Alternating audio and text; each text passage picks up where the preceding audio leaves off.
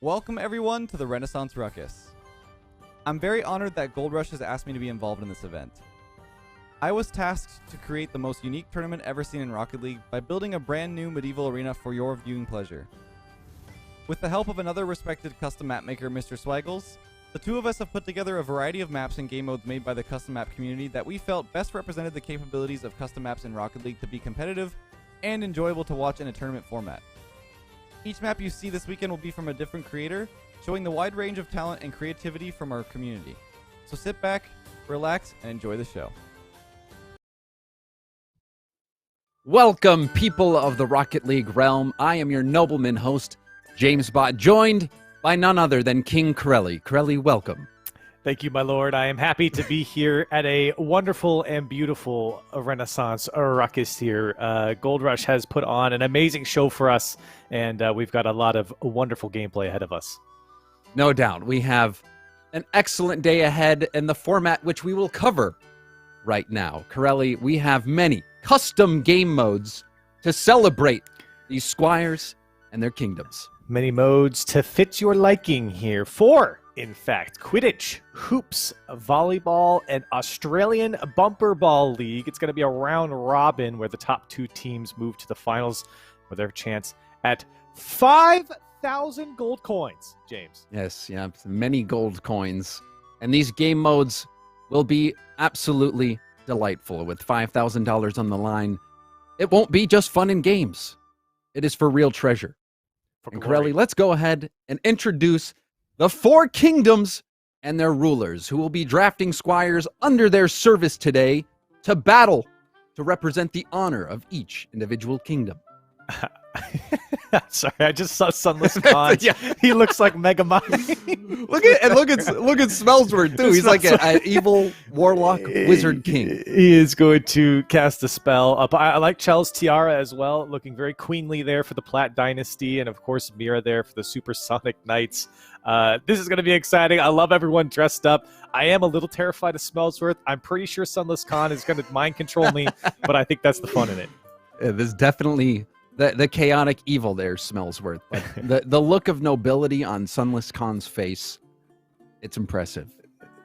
It's impressive. It is. It looks like he's using telepathy or something, but he looks very focused, and that's what they're going to need here in this tournament because it's going to be a lot of fun new game modes. Yes, and these rulers of their kingdoms will be drafting squires into their private army to represent each one of them on the battlefield, Corelli. And these are the squires up for hire. The squires looking for their knighthood here. A lot of familiar names, of course, all pros, Ajax, Lionblaze, T-Corel there in the top line. Fun to see all these guys come out. And I think this is a pretty good collection of squires, if I do say so myself, to test out these maps here. I guess what would be the, quote, pro level. Oh, yeah, and pro level indeed. I mean, you see names like Rapid, and you think, will we see rapid resets today? And will that even be helpful in Quidditch, which is our first game mode of the day? I'm looking at Tristan, though. I mean, I feel like with his background of like kind of that freestyle / now pro, I feel like that's going to fit him coming into all these kind of wacky and fun game modes. Yeah, I mean, Tristan, he is comfortable in the air. And in Quidditch, you spend a lot of time in the air. It's going to be fun, and I cannot wait to see these squires gain their knightlyhood coming up. Yes. And Corelli, for a monumental celebration as this, we have traditions. Traditions administrated by a long line of player draft coordinators. And we have the Honorable Sir Furtive Raccoon ready to stand by and operate this player draft. My kings and my queens, it is my honor to welcome you to the Renaissance Ruckus.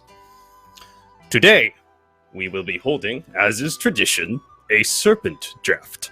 It's named for the time when my great-great-grandfather, Sir Archibald Furtive III, was commencing one such draft, and a man-sized serpent emerged from the tall grass and slithered from one end of the kings and the queens to the other, and then back again, then back the other way, and then it left. Anyways, the order of today's draft shall be, first, Sunless. Second, Mira. Third, Chell. And fourth, Smellsworth. So, let us begin. You will assemble your squires when your turn is called. First, King Sunless. Who are you selecting?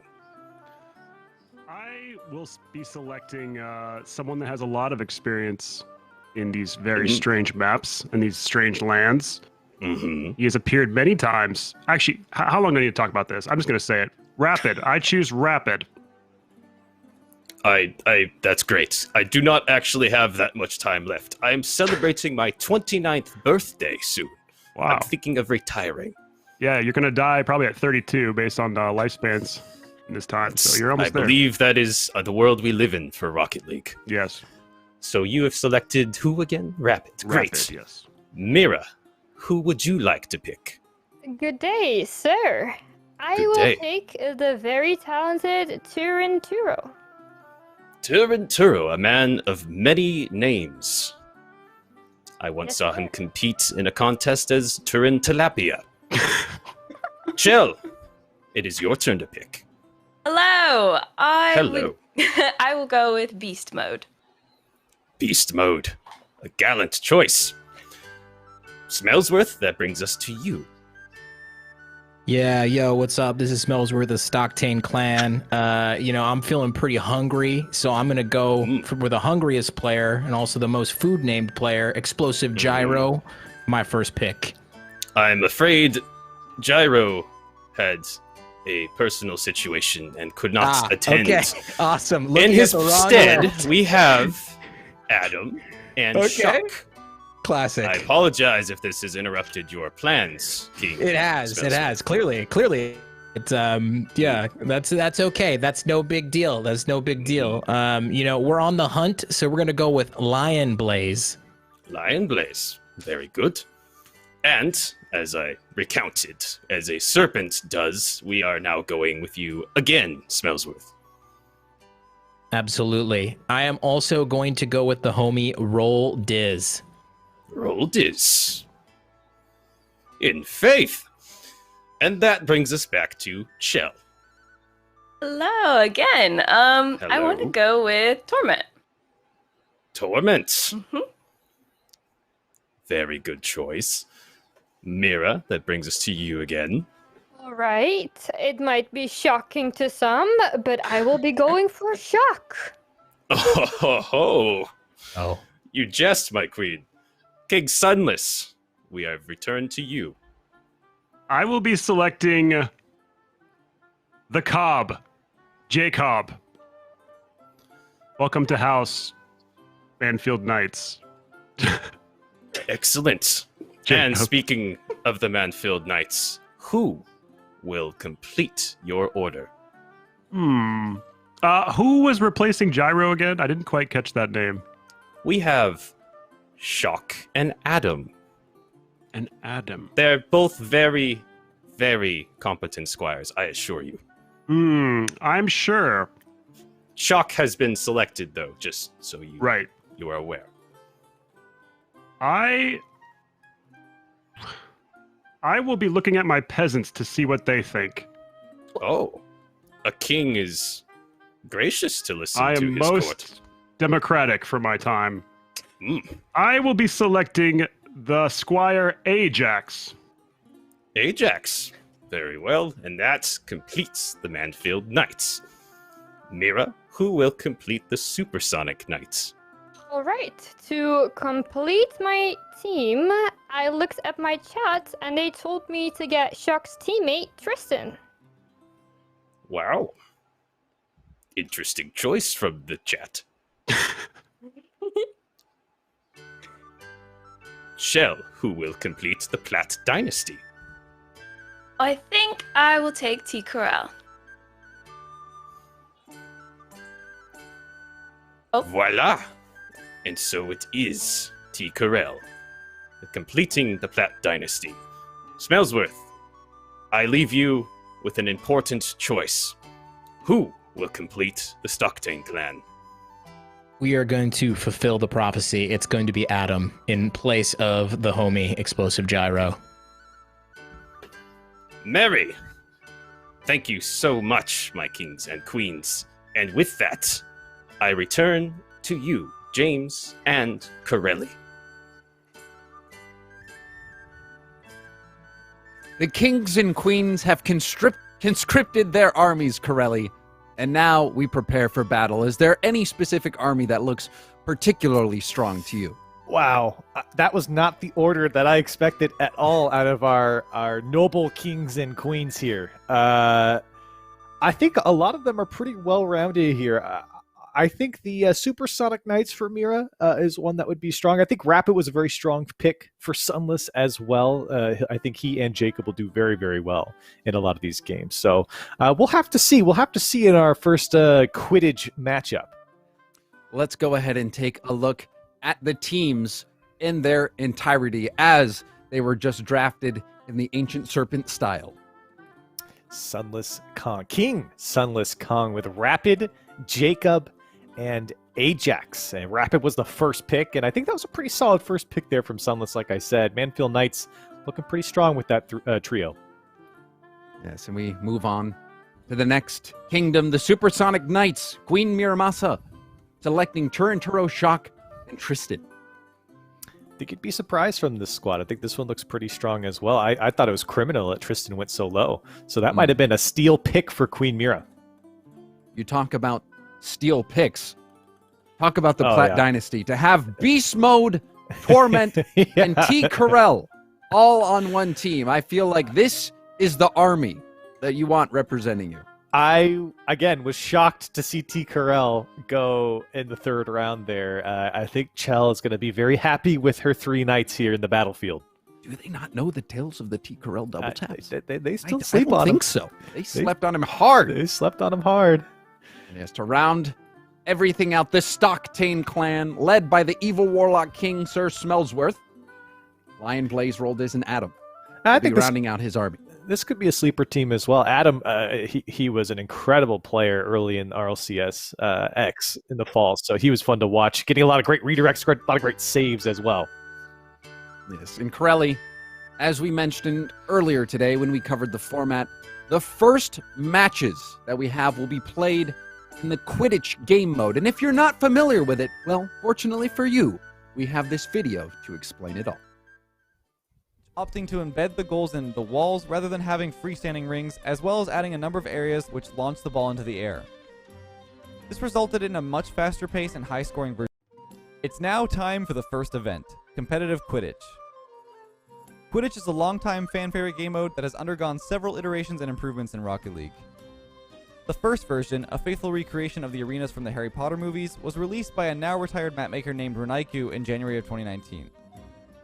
A beautifully made, streamlined reimagination of the Quidditch map was released a few months later by GLH, a true legend of the Rocket League modding scene, who now maintains the Alpha Console plugin for Bacchus mod. A year later, in May of 2020, the incredibly talented Jadek released his take on Quidditch, opting to embed the goals in the walls rather than having freestanding rings, as well as adding a number of areas which launch the ball into the air. This resulted in a much faster pace and high-scoring version of the game. Since then, Jadek has done the heavy lifting in collaborations such as Panic's Air Race, My Among Us in Rocket League, and the Eversax Dribble Challenge. In this version of Quidditch, players will use spells to help guide the ball into one of 3 goals on the opponent's side. The goals increase from 1 to 3 points from the lowest to highest ring. May the best clan win.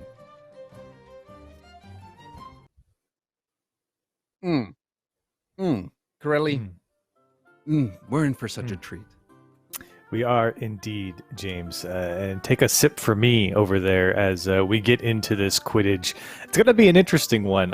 Thank you. Shout out to all the modders here who worked very, very hard on these maps. They look absolutely gorgeous. I want to just shout that out here in the beginning. But I think for the gameplay coming up, it's going to be very important to point out in this Quidditch matchup that boost is unlimited, and that there are 2 sets of launchers, one in the middle that can shoot players up into the air along with the ball, and the launchers in the back towards the rings can only shoot the ball up into the air. So some strategy, some opportunity for teams and for the players by themselves to showcase themselves. And some fantastic additions. If you've played modded game modes, I've played the Quidditch game mode before when they had the rings be out in the field, similar to the stadium map in Rocket League, where the goal is out in the middle of the field. And I don't know if you caught it on the video, but now the rings embedded into the wall, which is going to make for a much higher scoring, faster paced game. And on top of that, it's important to note the height of the rings. Yeah. That determines how many points that you get. You score on the highest ring, it's 3 points. The second highest is 2, and the lowest is 1 point. So there will be additional strategy on top of those launchers on which goal that you defend and which goal you strike for. So we'll see how the players take that into consideration. It's going to be fast-paced. I mean, we already saw them in the warm-up. I mean, you and I saw them in the warm-up. They were quick. A lot of high-flying plays into the air. The ceiling is a little bit higher as well. So very excited to see pro players take to the field here. Our pro knights, I should say. Take to the field, take to the battlefield, and play some Quidditch. I'm excited. Yes, the teams are preparing for battle as we speak. But as you know, Quidditch, a very complicated game mode, one that requires much planning, precision, and also preparation. And fortunately, we have the best of the best doing all of that, and we are ready for the first game in our Quidditch showdown, Corelli. Look at that GoldRush logo right in the middle. These are beautiful maps. They're little eggs hovering in the wooden stands as well, hovering, waiting to see these knights joust in the air. Yes, and Corelli, I believe it is the appropriate time to say the famous words. Let the games begin! Huzzah! Thank you. Was that Dazerin in the back? It's King Dazerin. King yes. Dazerin, excuse me. King Dazerin. Yes, I serve in the courts of King Dazerin. A fine as his royal lord. Advisor. A fine lord he is. As we get underway here. Game 1 of Quidditch. Manfield Knights take it on Stocktane Clan. You see that these cars, when imbued with magic, float through the air in an unnatural way, and a monster will score a 2-pointer. And, you know, I think it's going to be taking some getting used to here. This ball has a little extra on it. And this one getting away from roll is that one sneaks into 2-pointers. So it's going to be 2-0 here in the beginning for Manfield Knights. The Manfield Knights land the first blow. Will it prove to be the fatal one, or is it just a glancing blow? Surely a glancing blow this early on, my lord. Well, we will find out. See the speed of the ball rolled is going for 3! A narrow miss. A good attempt by the knight. See what Jacob can do. This one Off might the just ceiling. bounce in for 3. No. Too low. Good defense by the Stocktane Clan, but they're feeling a lot of pressure. You can see Jacob, the Celtic warrior, having a 4-leafed clover, popping his car. Needing that luck, and maybe that's what you need here in Renaissance time. That's maybe all you got in Quidditch is a little bit of luck. Oh, speed of play. It really is a much faster game, Corelli. That ball definitely moving. There's those back boosters throwing that ball back up into the air. Haven't really seen anyone use that middle one to their advantage. That's the one you can use your car. This is a dangerous shot, easily cleared by Rapid, turning it to a shot on the other side. And you're seeing a strategy take place. Adam covering his backboard, and then Rapid was on the wall as well. It looks like teams early on opting for that full-time defender to guard the rings. I've noticed a lot of players, they're coming off the ceiling, and since they have unlimited boost, they've kind of just been floating in midair, waiting for this ball to come across and using a flip to get to it as well.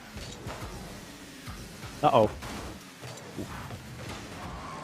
Those bounces. We're approaching the halfway point. And still that 2-pointer proving to be the difference so far. The keepers playing a solid game. A couple of good opportunities, though, for Stocktane Clan. They're getting a hang of it, and I've noticed they've been keeping a man on the back wall on their own side quite a bit to just protect. You're seeing a lot of goaltending happen from the Stocktane side. They just haven't been able to break through. We'll see how the counterattack comes out. Almost a three-pointer! It hits off the three-point ring! No. Oh, my.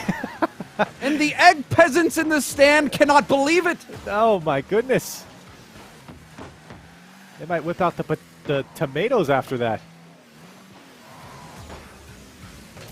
Oh, my. Shot Adam! What? He hits the three! What a bullet! Even though those haven't been invented yet. Adam! Perfectly placed, and there's just nothing Manfield Knights can do about it. The Knights scrambling. And that like just, a trebuchet, Corelli. I was about to say, it just catapults them into the lead here. Yes, I don't know what this bullet is. But like a stone being hurled from the trebuchet and a two-pointer! Manfield Knights get back out on top. Oh. Jacob, the Celtic warrior, lands a gruesome blow. And what a touch from Jacob to put that one on target. Manfield Knights fight back for another two-pointer and a 4-3 game. No way. Oh, Lion Blaze sniping the top ring again. What a shot. And you're starting to see the players get comfortable now. They understand the mechanics of the game. Lion Blaze hitting it just hard enough, sniping that ring. Wow. So even though both teams have scored twice, we have a pair of three-pointers for the Stocktane clan. And another coming out from Lion Blaze, who's hitting his stride. Oh my, Lion Blaze. Another just quality touch into the two-pointer ring. Stocktane clan pulling away now, up by 4. And I see King Smellsworth in the GoldRush GG ballroom, talking amongst the people, letting them know that his clan is the best clan, and it seems to be the case.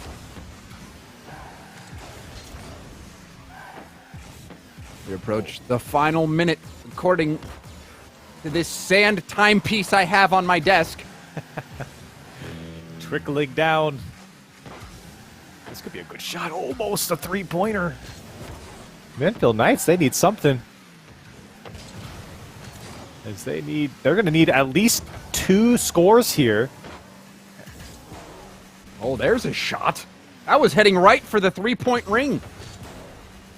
Here comes Jacob. Maybe another touch. Can he get back to it? That's a tough one. Oh my, Jacob, he does. That would have been a highlight. And I'm surprised we haven't seen more double taps off the wall trying to get a bounce shot off the ceiling. Because with how fast the ball goes, those ceiling bounces might be a little more difficult to defend. Yeah. I think that bounciness kind of interferes with player speed, catching up to it. But you're seeing these guys are getting the hang of it. They figured it out. 10 seconds left. It does feel like Manfield Knights just don't have enough. Their horses. Oh, another off the ring. Oh, I think that'll do it. Stocktane clan, a couple of great shots here. As I think that Lion Blaze will get one more for the road. But my goodness, he has just been stellar here in game 1. And why doesn't the Manfield Knights do this kind of shooting on the opponent ring? You wonder. Wow. Brilliant first game. And this is a best of 3. So it is not over just yet. This series still could go at least one more game, maybe even 2, if the Manfield Knights bounce back. But the Manfield Knights, you saw them, Corelli, going for the 2-point rings, whereas the Smellsworth clan, they were fighting for it all. The Stocktane clan, I should say. Yeah. Going for those 3-point shots, hitting multiple. You know, I don't think really anyone... Did we get a 1-pointer in that at all? I don't think we did. I think it was all 2s and 3s. Yeah. So, and honestly, it kind of makes sense, too, with the way the physics are, the bounciness of the ball. It seems to go higher. Players are just shooting higher as well. Couple of great shots here from the Stocktane clan. The Manfield Knights, I don't know. They need to, I don't know, get new armor or something. Right now, it's just not working for them. They need the breastplate stretcher. They didn't seem comfortable in that game. So we will go to the second game in the series in just a moment. And honestly, judging by that, I feel like Lion Blaze, he's feeling most comfortable out of all the players out there right now. He looked right at home, and honestly, I'm not shocked to see it. But I would have expected a little bit more out of out of Adam. Honestly, didn't see a lot of him, and still Lion Blaze though looked fantastic. Roldiz was locking it down on the backside as well. And you saw that. I think both teams kind of employed that tactic, kind of having just like an ant on the wall, a bug on the wall, to make sure that those rings were covered, because the game switches even faster than a normal Rocket League game. And one thing that's always fun watching these professional squires battle out there on the Rocket League battlefield is that they adapt very quickly.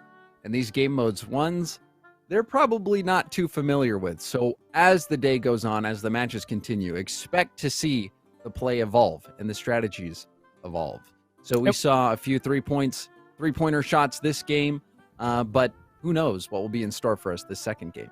And we saw that in the first game too. I mean, we saw some good adaptations in the first couple of minutes from both sides. So one game down, I'm interested to see how these teams now come in with at least one game of experience against each other and really getting to figure out how this game mode works. So we're waiting on a single squire right now to get into the second game. As soon as they are back, we will roll into the game, and we just thank you for your patience as you sit here waiting for us to start the game, because I know, Corelli, whenever you go to a fair like this, that's what the people want.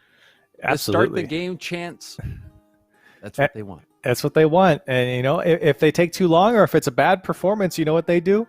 Do you know what they do, James? The tomatoes start coming out. The tomatoes start coming out. And I might have one. I might have to whip one out. If I have to, I will. I'll bring out a whole batch of tomatoes.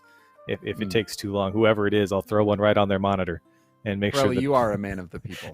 I do it for you. I do it for the peasants in chat as well.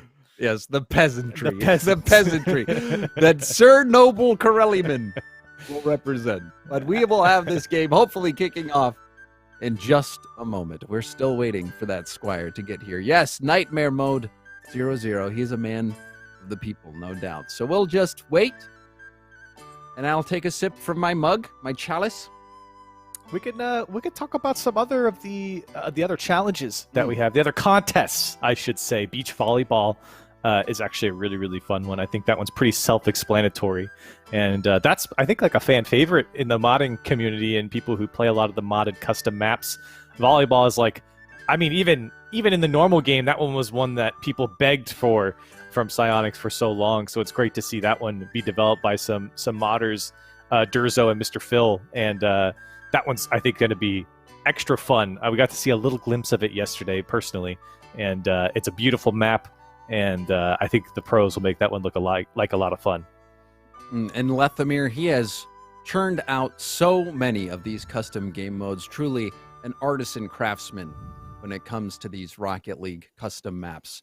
And we'll hear from him later today, which I very much look forward to. He is traveling by horse and carriage, which can take some time. And also with bandits out there, we hope he gets here safe. He's well protected. In fact, I think we set our knight Sir Furtive to go collect him as he comes up in his knight and carriage, or his horse and carriage. So he's well protected, and he will get here on time later on. So I'm excited to see listen to his point of view. He worked very, very hard on these maps. All these guys did. And I mean, we would not be having these contests without him. Yes, and Corelli, I'm going to give you the speaking platform now, because I need to talk to my servant really quick. Servant! Get a runner! Oh dear. Find out where this darn squire is! I don't even have servants. Let's start this next game now! Go! Wow. I apologize. That's okay. We didn't hear a thing, so. Okay, well, as the runner goes about his business looking for this lost squire, we will take a respite. We will be back in just a moment.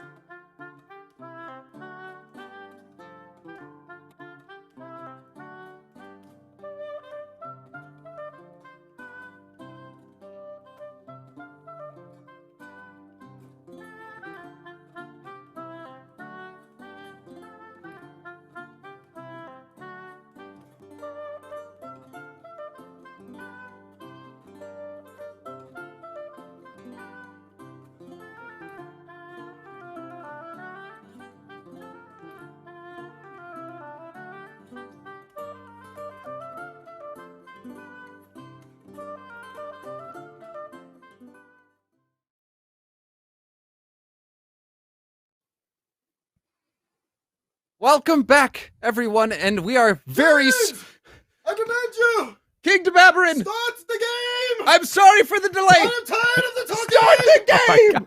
No! Start the game now! I'm sorry, King Dazerin. We will get things back on track immediately. Start it! I don't care if they're back. The show must go on! Oh, immediately! No. Oh, my.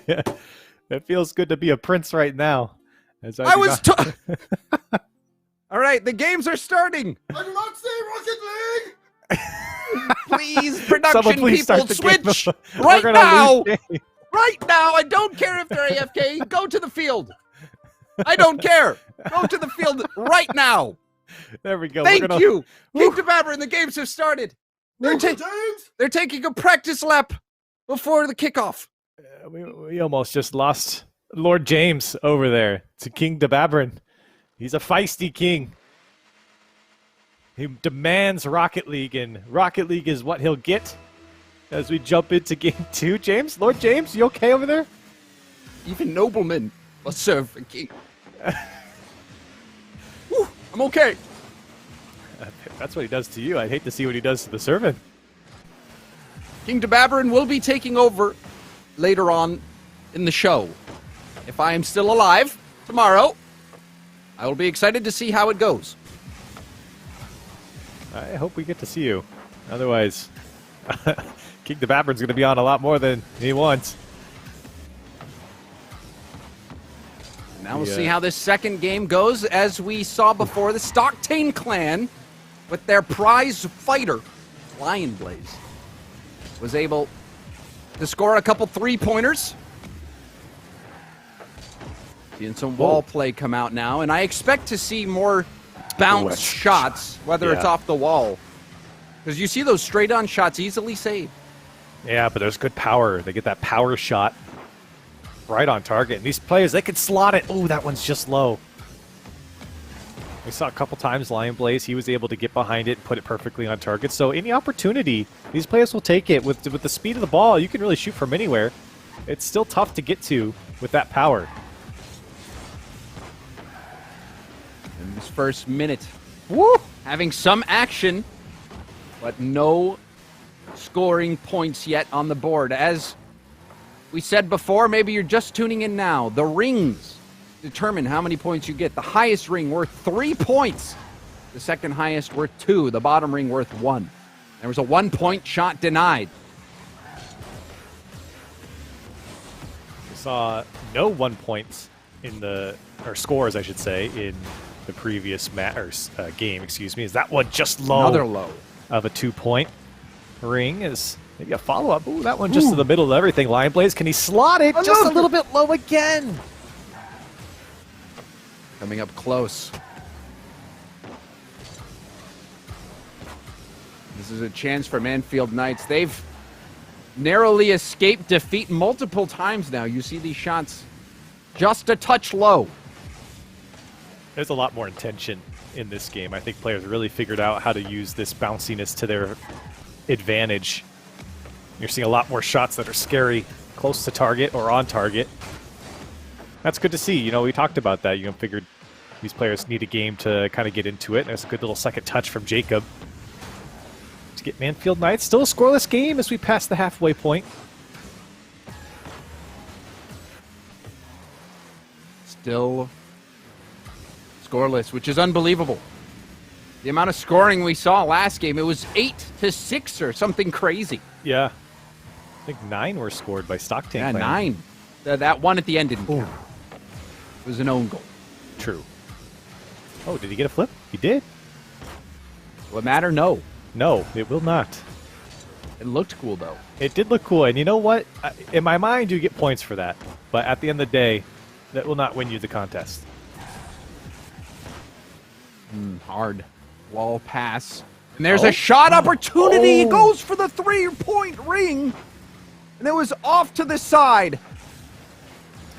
And I wonder, you know, if players are thinking about the opportunity cost of going for 3, if you could get the 2 or 1 at a much easier shot.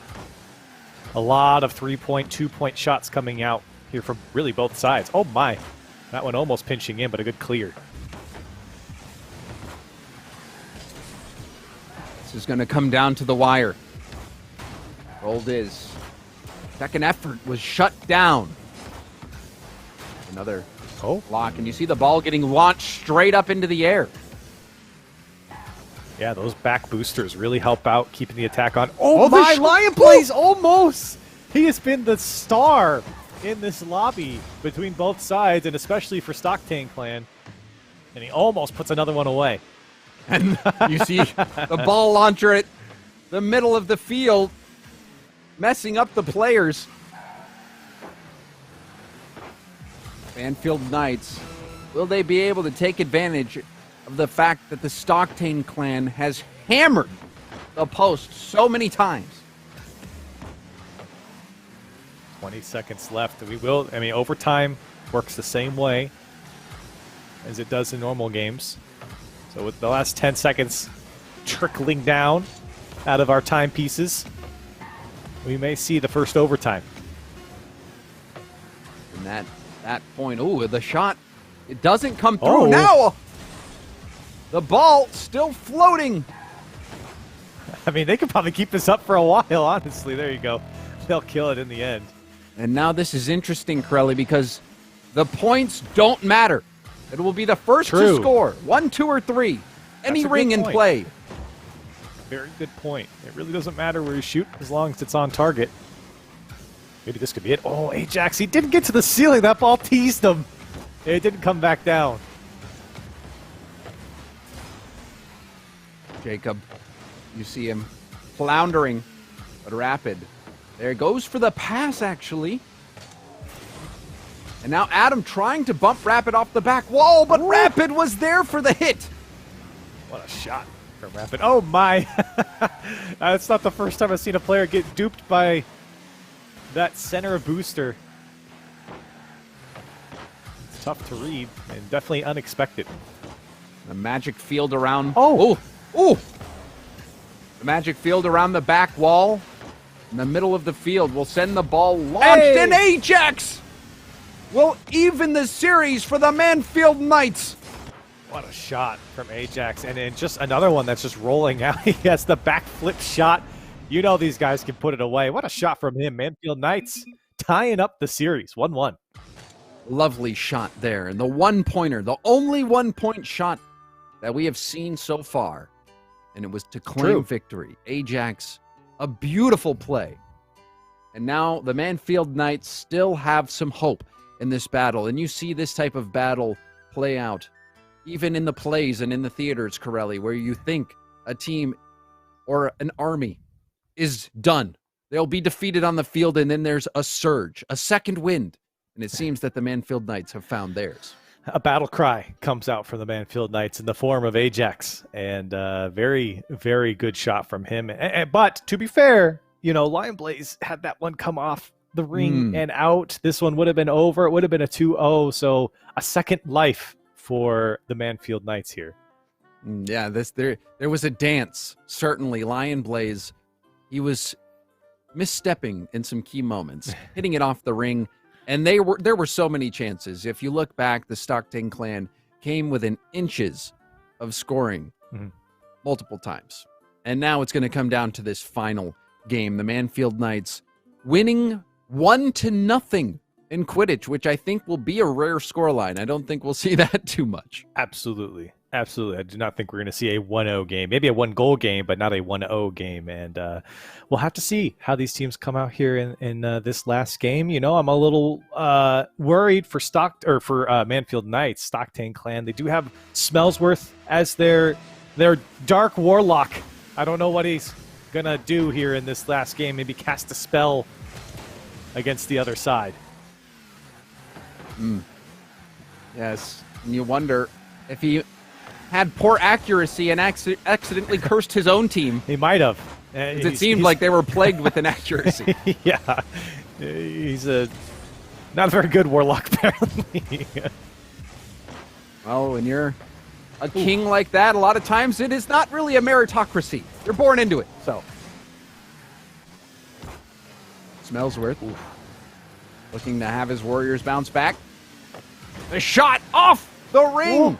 So this time the Manfield Knights come close, and Ajax with a 3-point shot. He was the hero of the last game, and he looks to be the hero yet again.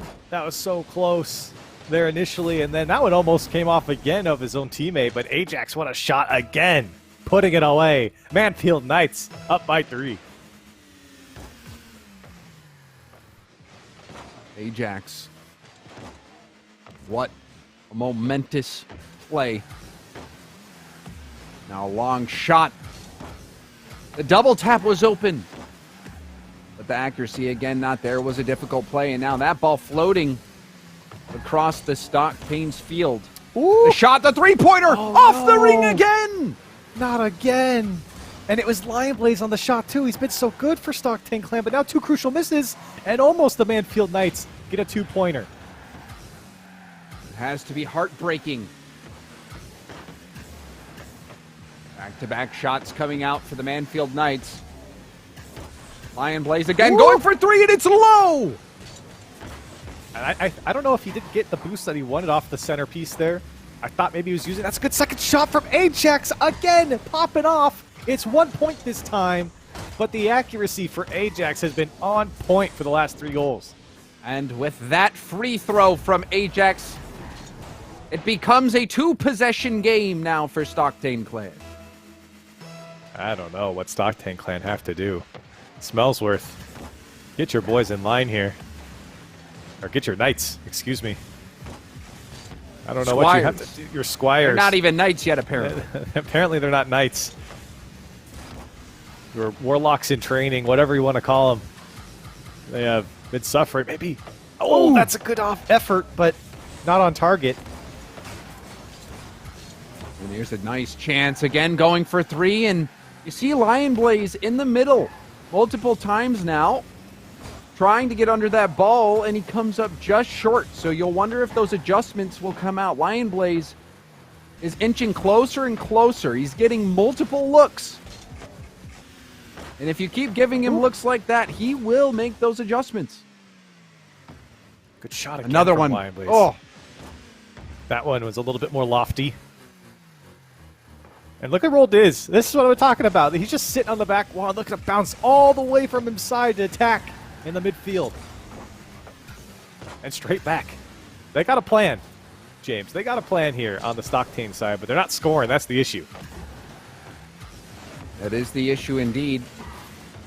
Not much time left to make their move. There's the ball launcher. And you see Jacob looking more comfortable using that ball launcher setup.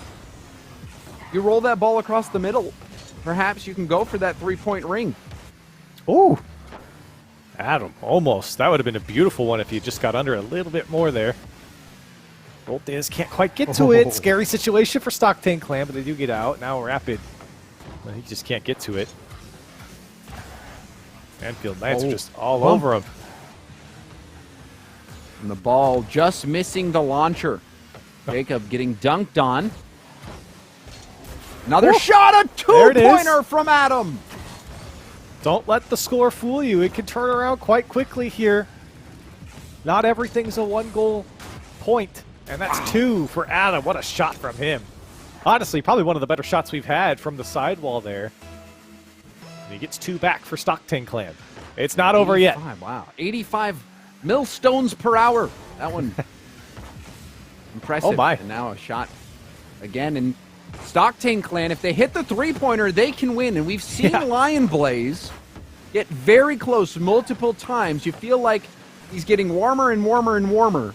And that 3-point shot, well, we see a 1-point shot. That's going to make things easier. Finesse from Lion Blaze, and they'll take it.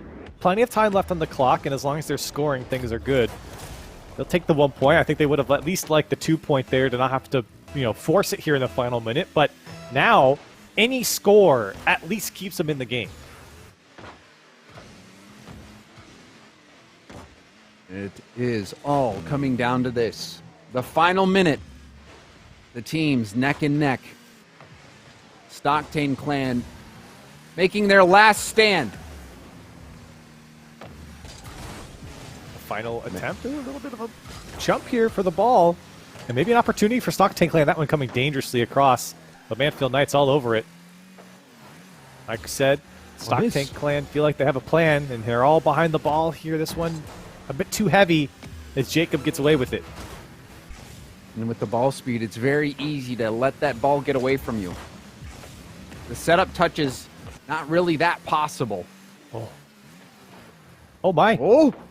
Out in front of Oh, the 1 point he got lead! it! Lion He got Blaze it! has done it! He's tied the game! Those boosters in the back popped the ball up for him just in front of the net, and nobody could get back in time. They got too far in front of the net. And what a shot from Lion Blaze. He's been the shooter for Stock Tank Clan, and they tie it up with 17 left. Unbelievable. The skill and determination.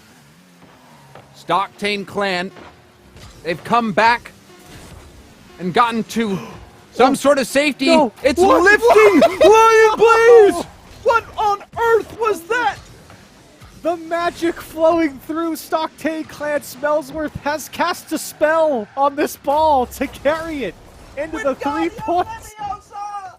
What on earth? I can't believe that just went in. And Ajax there on the challenge as well. 0-second time. They're going to get one more for the road. 8-4 in the end. A comeback of this century for Stocktane Clan. Stocktane Clan found themselves on the back foot and fought through it. A valiant victory from Stocktane Clan. Wow. You know, James, I've lived a very, very long life at the And right privileged. privileged As life. you should, as you deserve. And as I enter my geriatric stage at 27 here, I think I've lost a couple more years watching that one, as very intense, very close between those two teams. And Stocktane Clan, what a comeback here to finish out the series. Yes, the Stocktane Clan avoids the stocks. You've seen the Evil Warlock King Sir Smellsworth can be brutal. So they didn't want to lose that game, and they didn't. Lion Blaze, brilliant, but also the team in general looked so good. Even those missed shots, that won't tarnish their reputation, Corelli. They had multiple looks, and you think once they have that practice under their belt, they're going to be even more deadly the next time they play Quidditch. Yeah, absolutely. Like we said, we expected these teams, these Squires, to figure it out. And after that first game, it really got a lot more crisp. A lot more ideas came out from the players. And that's what we expected from these experienced Squires. They put on a show for us. One that certainly does not deserve tomatoes. I can't wait to whip out the tomatoes. But a very good first series of the day here in Quidditch. Yes, a lovely series indeed. And there were other matches happening on a different field, one that we don't cover here in this theater. And each of these teams fighting for points, which will determine who wins after this weekend fair is over. And Corelli, I believe we have the scoreboard that we can take a look at to see where these clans are in the current war. Yes, I believe it was the Supersonic Knights, Mira's team, 2-0ing Platt Dynasty, which was Queen Chell's team, was the one that we did not see. Let's see if we take a look here at our fancy graphic. There they are. Yep, Supersonic Knights, 1 point for them. Stocktane Clan, 1 point for them. These are series wins, and a fantastic start here for the pink and orange. And honestly, a bit of a surprise. I thought the Platt Dynasty was the strongest army out there, and they were not able to pull down the win. So the Supersonic Knights, like you said, in the lead, tied with Stocktane Clan. In the Stocktane Clan and Manfield Knights battle, if that series is any if it's any example of what we're in store for this weekend, then I think we're going to have neck and neck battles throughout. Well, we are in for a treat, because I do believe we're going to be having a Platt Dynasty and the Manfield Knights coming up next, which is going to be a fantastic show, because you pointed out Platt Dynasty, they already lost their first match 0-2. We just saw the Manfield Knights, and I'm excited to see what Platt Dynasty brings to the table here. So we will roll right into this. The next match, Platt Dynasty versus the Manfield Knights, who we just saw lose in a devastating fashion. And this is the Platt Dynasty team of Beast Mode, Torment, and T. Corel here. And you know what? Maybe they just needed a series to get warmed up. You see a lot of the teams, or a lot of the players on this Platt Dynasty side, you pointed out. A lot of good mechanical prowess. Let's see how they do. Rapid. Going for it. And we saw the strategy, a very defensive strategy out of the Manfield Knights. You wonder if we'll start seeing more aggression come out. Was it worth it having somebody play back and guard the rings, having a keeper? Or do you put more chasers, seekers, whatever you want to call it? Do you bring them up? Well, I think it certainly paid off for Stocktank Clan having rolled Diz on the rings the entire time, basically, on their own side. And maybe that's Platt Dynasty's problem. We don't know. We didn't see their first match. Maybe they were too aggressive. Who knows? Oh, close one there for Torment. And that shot, it was an open look. It didn't happen. The Platt Dynasty. I love their kingdom's colors. It is very That fitting. icy blue. Very fitting for royalty here. Blue is a very royal color. Hard shot. My. Narrow miss. We've seen a couple narrow misses now. Manfield Knights seem to be the aggressors. And there, Rapid will strike the aggressor. Lands the blow.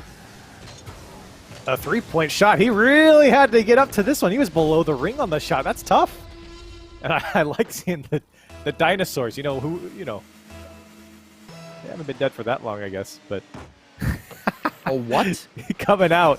What? Yeah, dinosaur. I know not what this is.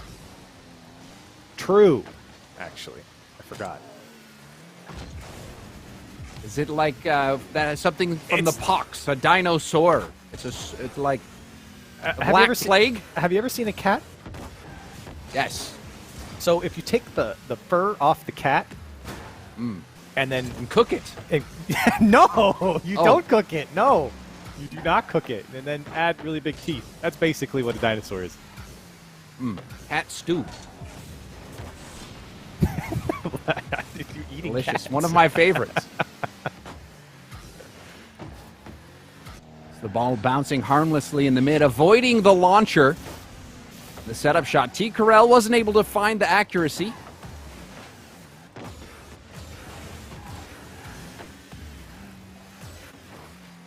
Another shot opportunity. This one causing some confusion on the back line. Jacob at tap up. Now the air dribble play. You see a pinch coming out. Sends it back to the middle, but it was cut off well by Beast Mode. Not seeing too much out of Platt Dynasty right now. Manfield Knights certainly have the edge. Obviously they're up by 3, but have just looked better in the gameplay as well. They haven't really put together anything that dangerous. Manfield Knights, though, threatening once again. Platt Dynasty trying to summon a goal. It looks like all the attempts are failing. Ooh, that was Hard a close bounce one, off too. the backboard. That tip perhaps will open up a shot. We see a double commit. Now the pinch over. That one bouncing high. And Ajax with a key challenge. Torment making the most out of that infinite boost. Yeah. Hey, if you got infinite amount, you might as well use it. And he certainly did, basically coming from the ground. Now that one comes clean off the back wall. No Manfield Knight player there to receive it. The shot just can't get it up high enough from Platt Dynasty.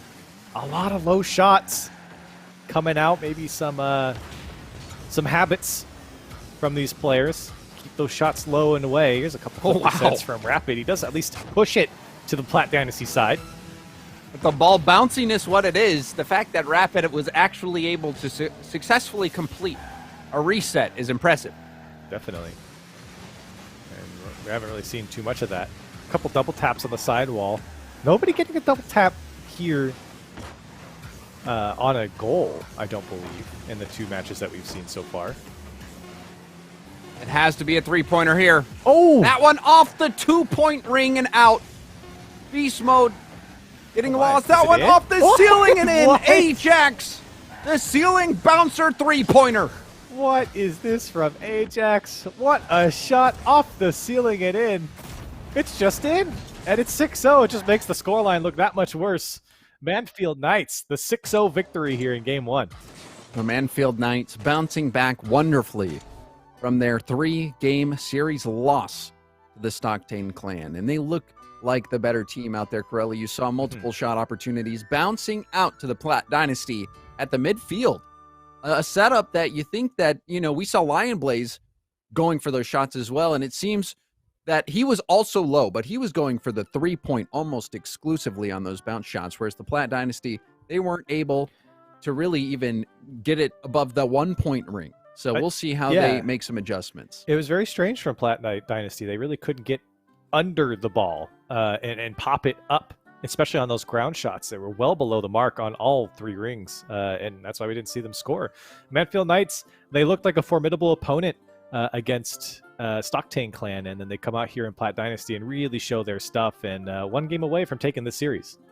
And I think this strategy is to hit it as high as you can. You saw Adam with the, or was it Ajax rather, with the ceiling bouncer that went into the 3. If you go for it and trip it as high as you can, worst case scenario. Whoa! Torment! How did that go in? It just climbed in for him. He lands on it off the kickoff. What in the... What? What in the flat earth? How did that go in for Torment? Calculated.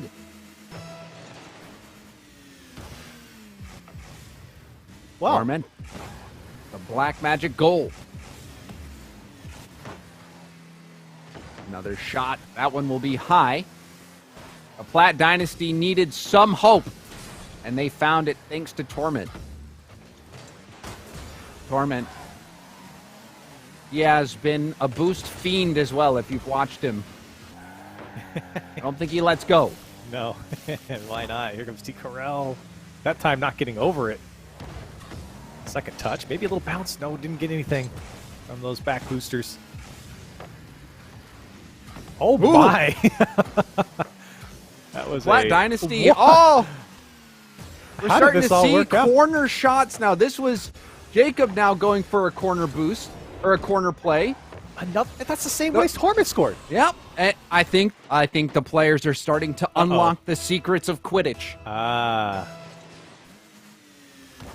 The secret formula to Quidditch.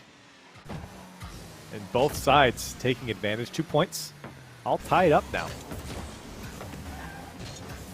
And this is an important series, because whoever wins this will be tied for second place. Oh, that one. Those bounces from the corner, they are scary at the moment. Another one. You're seeing the corner start to be under assault, and Corelli, that wasn't even a factor in the first series. No, not at all. Here's a good shot from Ajax, just keeping the keeper honest.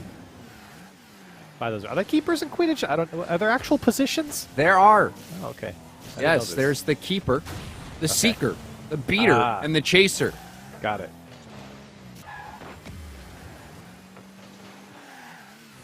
You strike me as a beater, Corelli. Strong forearms. Absolutely. An eye for the ball. Absolutely. One of the best beaters in the business, for sure. Ajax trying to find a teammate up on the sidewall. Ugly fight for possession at the moment. Ooh. That shot off the ring! It would have been a 1-pointer, but that would have been enough to take the lead. Oh, can another bounce off the bottom of the ring. Do you believe it? No, I don't know. Off the ring and in! Rapid. What? Oh my, beast mode robbed. And then rapid. Down the field, off the inside of the ring and in. Rapid all the way across the field. A laser. Don't even know what that is, but it felt appropriate to say. I've never heard of such thing. I meant to say a luthier. A luthier, of course. He makes musical instruments from his car. Beautiful. His car? Don't know this car. I only know Carriage. Yes. Yes. We shortened it to car. It's true. It's new slang. 2-point lead for the Manfield Knights. Flat Dynasty. Getting demoed rapid. Obliterating one enemy. Oh, beast mode. Ooh. Off the ceiling there. That would have been pretty shot. Rapid will turn. Oh, here comes the pinch. Well defended, though. You saw that Rapid wanted to pinch, and now going for the double. The ball launching up high, a narrow miss from Torment. And even there, beast mode wanted to get the chip up. Fakes out one defender. Coming down to the wire. The Manfield Knights might be able to sweep this series. Corelli, and another shot barely off. The 2-point ring has been the favorite for the Manfield Knights. They've been slotting it. And another big clear. This one coming back for Plat Dynasty. Still plenty of time. Really, any score is good for them at this point. Just to get back into it. Oh my! Almost a second touch. She got it again! And it's still defended! A third! Wait! Here comes. It's in for Ajax! Off the wall and into the hoop. Oh my, T. Corel almost got away with it there. And what a shot. The effort was there on defense. The save looked good. But it was a flurry. An all-out siege. Oh, that one narrowly missing. If that goes in, Corelli, that would have been a tie game. Yeah. That was the 3-point ring. That would have been the tie. Just still can't get under it enough, Torment there. And it's tough to with the ball speed and bounciness. It comes at you that fast. It's tough to stay under it, or at least high enough to get shot on target. This one. Ooh, and a miss hit there from Torment. The Plat Dynasty need to target that 3-point ring. It's their only hope. It really, Otherwise, the Manfield Knights will get the point over them. It really feels like they have to. Maybe beast mode can't get a touch on it. They might get one more chance here for Plat Dynasty as that one saved away. This one a bullet back to the 2-point ring on the Plat Dynasty side. Plat Dynasty not really getting behind it. It's going to be killed down and away. Wow. Manfield Knights victorious once again. The Manfield Knights have ridden over the Plat Dynasty. Perhaps living up to their name. Plats are not necessarily known for being that good at Rocket League. And Manfield Knights doing great honor to King Sunless Khan to get themselves back into it. They get their first point on the board in the series after falling to Stocktane Clan earlier on. That battle was not as close. You saw the difficulties there from the Plat Dynasty, not able to get the height on those shots. But we did start to see more advanced strategies come into play. The players out there on the battlefield realizing how tactically important those corners can be, especially when you're going for that 2-point ring. We'll see if that comes into play more as we move on, Corelli. Yes, really using that corner to their advantage, like you said. A lot more, I would say, carriage control here that we saw from the teams here. So, Quidditch has evolved very quickly through the first few series, and excited to see our last one. And now we have to take our scheduled mead and mutton break, and when we come back, we will have more Quidditch.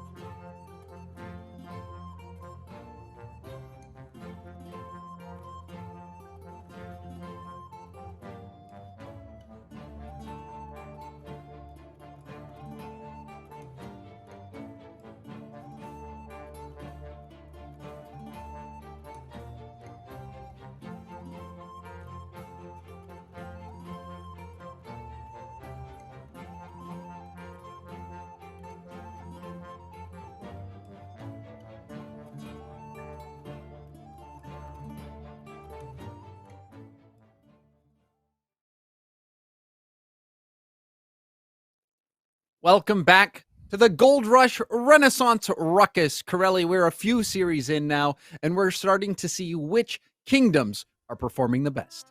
Yes, we just saw our duel, our contest between the Manfield Knights and Platt Dynasty. Manfield Knights took down Platt Dynasty 2-0 on this stream, and on the other stream, the Supersonic Knights, Queen Mira's team, took down Stocktane Clan in King Smellsworth 2-1.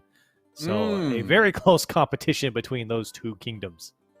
So Miramasa, her kingdom, is sounding like the kingdom to beat. And the next match that we'll have up is the Supersonic Knights, who is led by Queen Miramasa, and the Manfield Knights, who we saw just take a victory over the Platt Dynasty.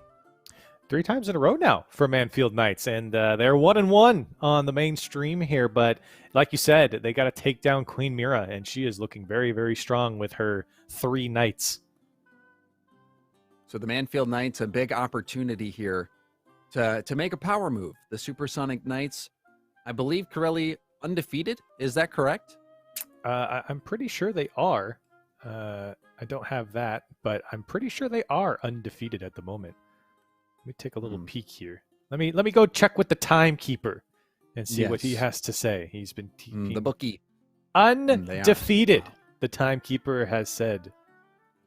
Impressive. So, yes. The Manfield Knights, though, Corelli, we even saw it in their first series. They were in the lead in those final moments, almost an undefeated team themselves. So I think this matchup could be another close one. Yeah, Manfield Knights looking to be maybe the second best or maybe the best, depending on what they can do here against the Supersonic Knights. They have been a pleasure to watch, and Ajax has been a star, I think, on this player. He has done so well for his team to put away those tough shots. Jacob as well. Rapids had a couple of great shots. So Manfield Knights, not a team to sleep on. Yes, you don't want to sleep on them, because that is when the assassins come. And they kill you. Trust me, I know. That's how I got into power in my current place. Well, that is disturbing, James. I took the noble way of being born into power. Yes. Sure. Okay. Well, we're sitting here waiting for our final match of the Quidditch round, which will be the Supersonic Knights versus the Manfield Knights. So we'll wait a few moments longer and hopefully have an update on when that series will be able to start, Corelli. And we talked about it a couple times now, but Quidditch has become stronger, or the teams have become stronger and stronger. We talked about the corner play that we saw in the last series. That really started to pan out for a lot of teams. We've seen those long range shots, some strategies as well, putting players on that back wall. So I'm interested to see what the Supersonic Knights have in store for us, because I think we know what the game plan is for Manfield Knights, and we haven't seen too much of Supersonic Knights. And the Supersonic Knights, as we even saw in the last game, the corners becoming more important, especially that 2-point ring, vulnerable to those corner bounces. Perhaps Supersonic Knights has some experience in Quidditch, or maybe they found early on a strategy that works for them. So we are going to find that out, actually, right now. The Supersonic Knights up against the Manfield Knights. I think another thing that's pretty interesting, too, is we haven't really seen that many 1-point scores. It's actually been a lot of 2s and 3s. The 1s have been quite rare. And you feel like the 1 would be the easiest ring to go for, and with the height and the struggles that players have had with the height, multiple shots just a touch low. Maybe quality is not as important as quantity when you're thinking about the rings, which ones to target. Yeah, maybe not. I do like the pink from the Supersonic Knights. It's a nice color, a bright one. A very nice moss green here for Manfield Knights, but the pink, it pops for this royal team. Oh my. Tristan. Wow, Tristan. Tristan, one of the players you said to look out for, Corelli. Look, I told you, I feel like he was a steal in the 3rd round. I was surprised to see him go that low. And finally getting to see him take the field here. And boy, starting off strong. And we've seen some low-scoring games. This goal, though, coming in the first minute. The Supersonic Knights, they are the team, the kingdom to beat right now. Their army seems unmatched. That's a high pop. Rapid trying to hit that harmlessly to the corner, but the attack is oncoming. The double tap opportunity almost comes through. Supersonic Knights. They walk away without a goal, but they'll be happy with the pressure they're putting on. They might be undefeated for a reason here. They're looking really strong against the Manfield Knights, who have looked, decent against most of the opposition that we've seen so far. But right now, the Knights in pink are taking it to the ones in green at the moment. The Manfield Knights be looking to get back into this. Rapid on the prowl, taking that last man back position. It's a dangerous ball. You see two go for it for the Manfield Knights. Now it's back down to Tristan. That first touch perplexing many players because of the ball bounciness. And now that shot, not going to go. Another opportunity right under that 2-point ring. You see multiple shots. That one will be a setup. The shot going for the 3. It was the 2, and it was just high. Wait, here comes Ajax.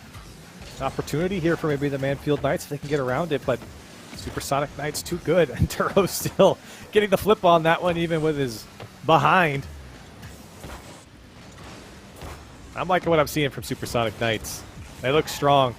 They look confident here in this contest. And comfortable. Yeah. And you see that first touch from Shock. Gorgeous. Going for a my. third. Shock! Shock comes up short. But was that not dazzling? Oh, it was beautiful. Exuberant from Shock to put that one on target. Great touches across the field, and here he comes again. That went a little bit too hard, but maybe setting up Tristan as he's going the wrong way.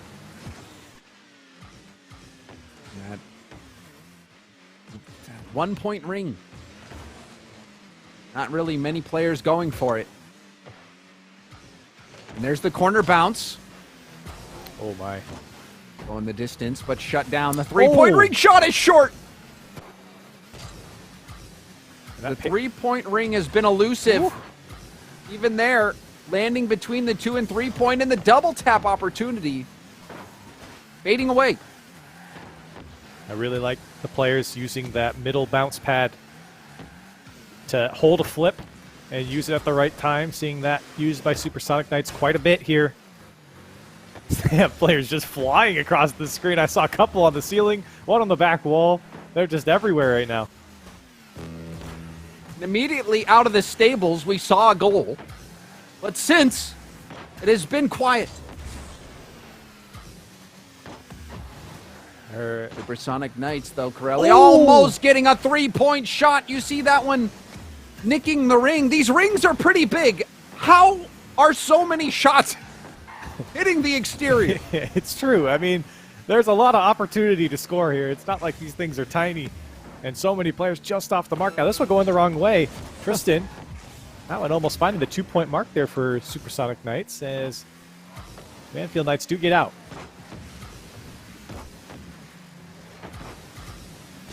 And now the pressure starting to mount. The Manfield Knights looking for a last-second comeback. The double tap will send it out to the middle. This might corner be it. pass. Can he get to it? No, he cannot. But there will be a second effort. The shot won't be good. Manfield Knights have to keep it airborne, and there's the pop. Looked like the ball launcher sent it up, and Shock will end the game with a 0-second 2-point score. Oh, was that what that was? It came off the launchers in the back. Oh, okay. I was wondering how that bounced. Looked like the launcher. Yeah, it looked like the launchers there. It didn't matter. Either way, that game was over. Shock was either going to score it or was going to die right there. And the Supersonic Knights, well, they're undefeated for a reason. And they've only, I just looked back and checked with our bookkeeper. They've only lost one single game so far. Wow. They have looked very strong against all opposition here. And Tristan, I believe he was the one who started out that game in the first minute with a goal. And then that last second goal from Shock. The game was pretty close up until that point. The Manfield Knights had some opportunities, but if you look at the opportunities on a scale and you're trying to determine whether they're a witch or not, I would say that the Supersonic Knights, they were not. They were not. But they did have some sort of magic. It was beautiful to see. They had so many opportunities that it weighed the scale down. And the Manfield Knights had no answer. No, and they did not have any opportunity, and no witch hunt to be had. I don't think they did not have any magic on their side. Supersonic Knights, though, man, they look strong. That was a fun one to watch, and there might only be one more game in this series, James. With the way it's been going, Supersonic Knights just look that strong. They certainly do, and as you said before, Corelli, only a single game loss up to this point, so they are the favorite. And if with a win here, they will be on top of the scoreboard heading into the next game mode, which is exactly where you want to be. You want your kingdom on top, crushing your enemies so that any sort of rebellion is immediately extinguished in the minds of your peasants and your opponents. You want to rule with an iron fist, and that is what the Supersonic Knights are doing. Don't be fooled by that pretty pink. No, they are a tough squad. They have looked strong. And another 5 minutes put into our countdown here as Supersonic Knights. They might just finish out this series with a 2-0 if they keep up the way they've been playing. The Manfield Knights have not managed to score here against the Supersonic Knights. If this was a duel, the Manfield Knights having their helmets crushed. Oh.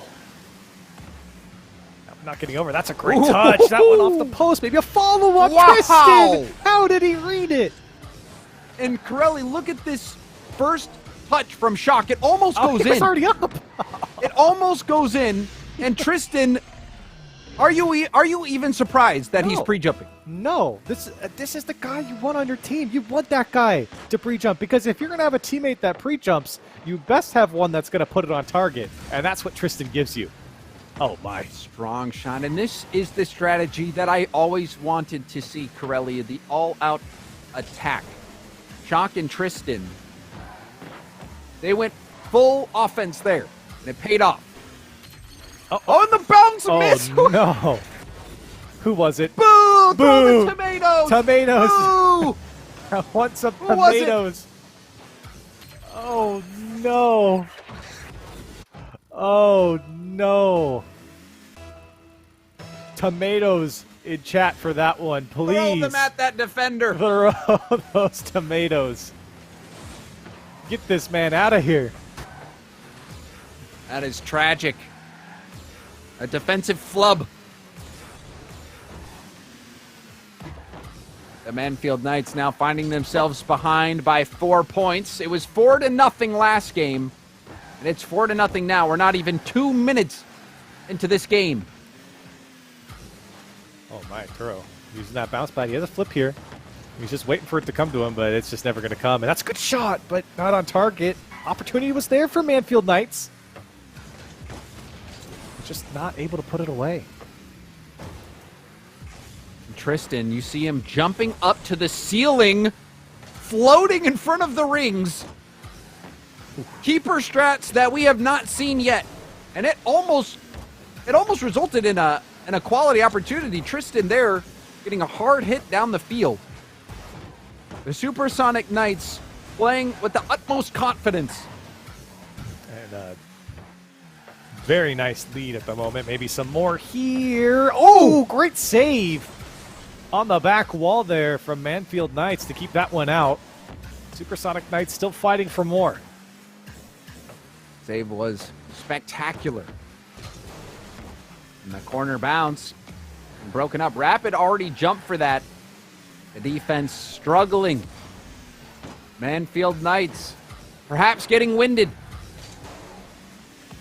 Ajax, he's been a shooter. Ajax goes for 2, and he's short again. They're really going to need him to come alive if they're going to climb back into this one in the final 2 minutes. He's been a shooter for Manfield Knights, but hasn't shown up yet here in this series. Turo. And Tristan both on the back wall, letting Shock be the spear. Oh, The Tristan. fake from Shock, and the shot from Tristan, the old razzle-dazzle. He was there the entire time, and Shock with a great touch off the ceiling. Tristan, you know he's up. You know he's ready to go. Charging full force. And a 5-0 lead now for the Supersonic Knights. And you saw the cavalry setting up on the hill. Shock was a mere distraction. The real threat was Tristan. And once the feign came out, that's when that deadly blow took place. Tristan, he is really impressing me in this game mode. I feel like his style meshes very well Yes. with Quidditch. Yeah, absolutely. I think this is probably going to be his best game mode, and I mean, there's a reason why Supersonic Knights are undefeated so far, and all three of them are performing very well, but I think you've seen what Tristan can do in this game alone, and that's why I said I was surprised to see him go so late in the draft. 5-0. The Manfield Knights Oh. need this one there, but it was short. The pass wasn't connected on the shot. Final minute. The Manfield Knights are going to have to get at least a 2 or 3 pointer to keep their hopes alive. I need something. I need something fast, and maybe this could be it. Then get downfield, but all of Supersonic Knights are ready for it. Wow. The bounce shot will be stopped. But you can see no one close to Tristan. Tristan in Shock working the ball upfield. Oh, It is just Shock. a matter of sand falling through the thingy. The hourglass. The hourglass, that's the word. I That's forgot. the thingy. My education failed me. As I said, I got into my position not through scholarships, but through debauchery. Well, I was lucky enough to be born with a brain. My parents were very, very smart and supersonic. Nobility. Knights. Nobility, yes. Or at least I tell myself that I'm smart. And in honor of the great Queen Mira, Supersonic Knights have claimed victory. Once again, a 2-0 victory here. And that was a convincing victory, even in the first game. We saw the power that Tristan, Shock, and Turo all had. And Tristan especially, aerial expertise. Yep.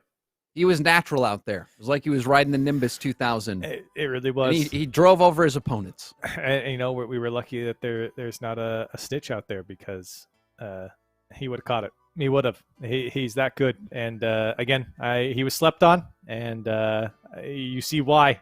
You see why I called him out. He looked good in that series. And my question, Corelli, is, do you think that we'll just see certain teams and certain players excel in certain game types, or do you think that Supersonic Knights are a team that really has all the pieces to dominate every game mode like we saw this one? I think this one in particular benefits players like Tristan. A lot of space, high ceiling, an infinite boost. Infinite boost. I think most of these have infinite boost, though. But, there's a lot of individual talent that you can really pull out from yourself to create these opportunities. So more teamwork will be needed in something like volleyball, for example. Yes, volleyball, a little bit shorter of a field as well. So Yep. We'll see if Tristan's aerial expertise comes in handy there, or if it's going to be more of a ground-based game, preventing that ball from hitting the sand. But we'll have to wait to find out. Right now, we're going to go and take a look at the scoreboard to see where these kingdoms stand in the overall games. And I don't think it'll be a shock to see Supersonic Knights sitting 3-0, Platt Dynasty 0-3. That's shocking. Shocking. Well, they are called Platt Dynasty, James. And so I feel like, if anything, your name is important. And living up to your reputation, your name is all that you have here in the Renaissance time. So Platt Dynasty doing just that. The Platt Dynasty probably won't find many allies. Yeah, true. They are getting trampled. They're going to be conquered soon. Platt Dynasty maybe should have reconsidered that name, but it is what it is. In the Platt Dynasty, honestly, after the draft, I thought they were going to be one of the stronger teams, but these game modes really are different. There's something else, and players not really practicing, I would imagine, too much in preparation. So the Platt Dynasty will have to go back to the war room and the war board. What I don't even know what you call it, but they're gonna have to re-strategize. They definitely are. It's Stock Tank Clan. Yeah, it's still in it 2 games here, so very, very close still. It's only our first contest, and Supersonic Knights come out on top here right in the beginning. And Corelli, really, to set the tone and set the mood, Yes. we have hired one of the realm's best bards. We have Turtle with a Wow. short song. Take it away. Good evening. There once was a fair maiden who hailed from a safe haven, compared wisdom to raven, declared several times taken. But one fine young man had asked for her hand, revealed his detailed plan for an untold romance. But wait, what's that? Cold wind, in fact, a quick, small draft for possibly a magic windcraft. The problem, he's aware, this pain he can't bear. It seems as though he hath forgotten his underwear. For those who lend ears to this tune I do play, and for those who cry tears, unsure of which way, I found my best stay and the best use of pay. With cloth fresh and clean, you would think it's a dream. PSD underwear, it is what I must share. A stitch that won't tear, and a softness so rare. I'm wearing them right now, and you should be too. I even keep a spare of my PSD underwear.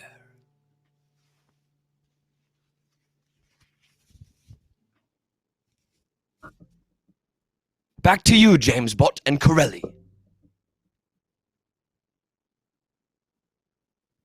Wow. Bravo. Can we get a clap? A clap for our bard. Incredible. Wonderfully done. Wonderfully done. And to rate that tune, we have the lovely, the excellent, and the winning Queen Miramasa with us. Welcome to the show.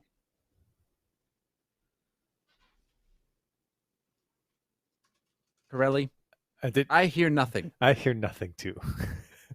Oh, there she hello. is. Close. Your Majesty. Welcome to the show, and congratulations on that epic victory. Good day. Thank you so much. So, when you were picking this team, did you realize just how dominant they were going to be? Well, of course, there are 3 very talented players. And of course, I expected them to dominate. I was just very surprised that Tristan wasn't picked earlier yet. And I consider myself very, very lucky to have such a steal on my team. You are quite knowledgeable in your knight's pick, Queen Mira. I too thought that Tristan should have gone a lot earlier, so you did get a steal there in the 3rd round. Was there a strategy coming into this in picking your squires? Yes, well, we actually had a good strategy talk. I don't want to leak anything though. Okay. So I don't want to go into detail too much, but I told them score more goals than your opponent and you should be good. And well, they did. That's unbelievable. Top and honestly, analysis. only nobility can come up with such a brilliant war strategy. Yeah. That is remarkable. That is remarkable. And now we have to prepare for basketball. And for basketball, how is your team feeling going into basketball, Miramas? Well, I think we have proven ourselves to be pretty confident up in the air. So I think that will not be a problem for my team. And very confident in shooting as well. I have seen some really good angles from Tristan. I have seen I've heard very good comms from Shock. Some very good shots from Turinturo. I think we will take this one pretty confidently.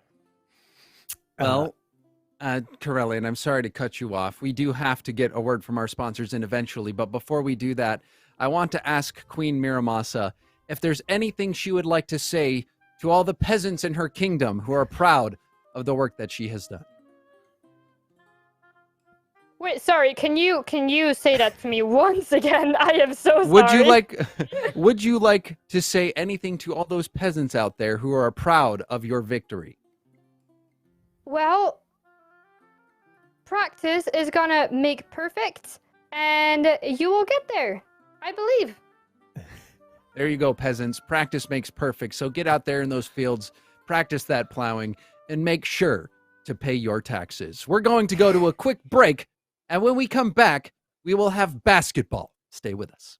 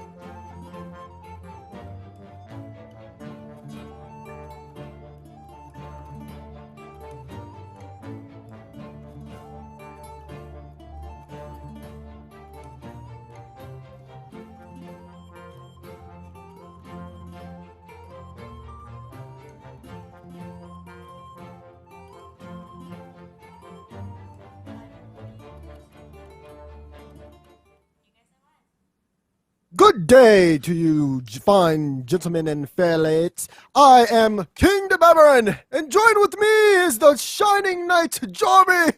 Jorby, welcome to the show. Your Excellency, Dazerin, it's so great to see you. I can't wait to watch the tomfoolery and the fopdoodles take action on the pitch today. It shall be glorious. Jorby, I would knight you myself. I have the sword that has slain 10,000 dragons with me, and I am super excited for this next matchup that we will have. I think this one will be hoops, and to present the hoops, we have a video explaining and breaking this down. Welcome to the second event of the Renaissance Ruckus, Hoops Stadium. This variation of the Hoops game mode has established itself as a fan favorite of my maps in the year since it was published. The idea of this map was to combine the unique feel of Rocket League Hoops with the Anniversary Stadium by pulling the Hoops goals into the center of the field instead. The goals have also been turned into giant bowls, which the players can now use in any way they see fit to prevent the ball from entering. But beware, the visibility inside the bowl is quite limited. When I released this map over a year ago, my total map creation count was nearing 50, but with these maps being created for the Renaissance Ruckus, they have brought my total to 100, which for me is a milestone I never thought I'd reach. Which clan will be victorious in the second event and please their king or queen? Let's find out. I have never seen a hoops like that, Sir Jorby. I thank thee, Lethamyr, for the explanation. No, the pot is very wide, Dazerin, and I can't. Excuse me, King Dazerin. Your cloak is looking quite majestic today.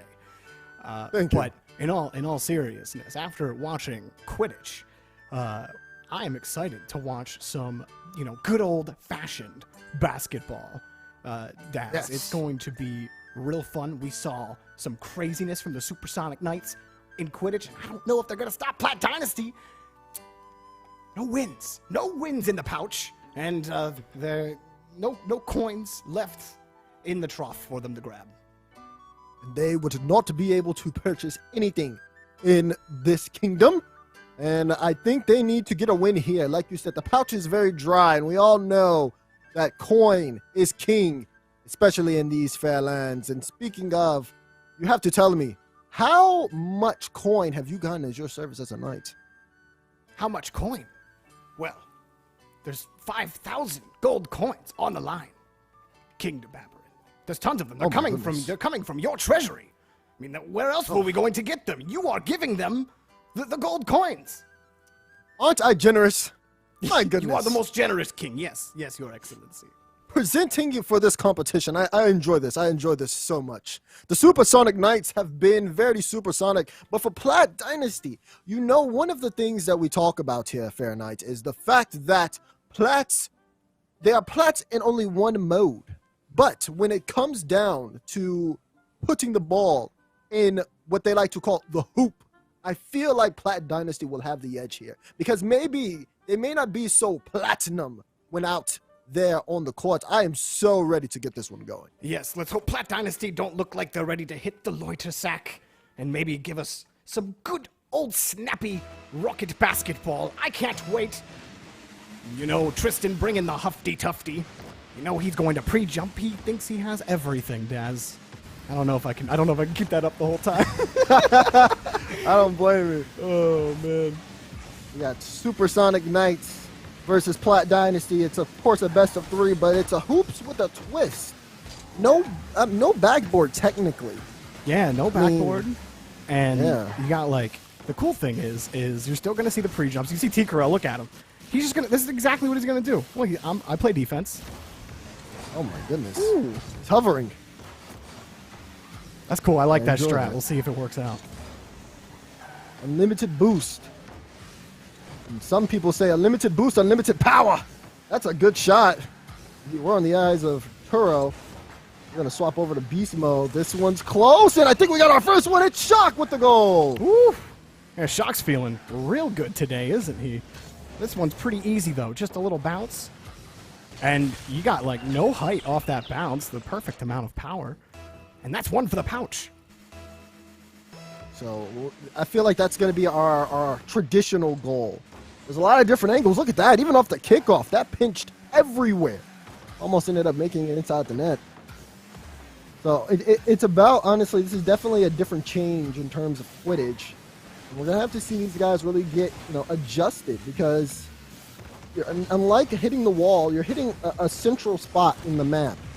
And I don't think a lot of people are used to just, kind of spiking the ball down. I think that's going to be a big challenge here. Yeah, I think what you might start seeing is what they started to do in Quidditch. You might see them hanging around the corners and sitting on the wall and waiting for a teammate to set them up. That way they've already got the height, and you also beat the defender on the speed angle if they're not expecting you kind of chilling there. Like if T. Corel, instead of defending the net, gets on the sidewall, he'll be able to create quick transitions, stuff like that. There's lots of different ways to roam around this map, but the placement of the net certainly makes it interesting. You can see we've got that first one, and it's definitely settled down. Wait, did Corel have this? Oh, he tried. You saw the slow play there. I like that. No whiffle waffle for T. Corel. Oh my gosh, so many bumps. They're just running into each other. Don't run into your teammates. Just kidding. Run into your teammates if it gets you the goal. They are squires, still learning the ways of being a knight, much like myself.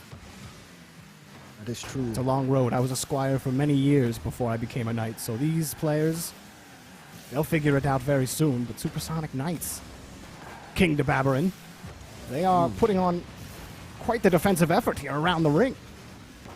Yes. And I used to be a knight like you, Jorby, until I took an arrow to the knee. How did it feel? I'll get back to you. That's how bad. Torment. I'm sorry. I didn't mean to bring it back up. Torment. That's a nice little touch. Wow. Look at that. That's perfect. Did I not say that was going to happen? You did say that. Easy boomers. What's the medieval equivalent of the word boomer? I gave it a lollipop. A lollipop? A lollipop. Might not be quite medieval, but we'll workshop it. Oh. Ball was kind of kicking around. It actually hasn't had as much height as I thought it would. They're much more content to try to air dribble it around. Yes. Create an opportunity. But you haven't seen a lot of kicks up to the ceiling or pop-ups yet. It's pretty tight. Yeah. Oh, is that a... Oh! Absolute pod snappery from Toro.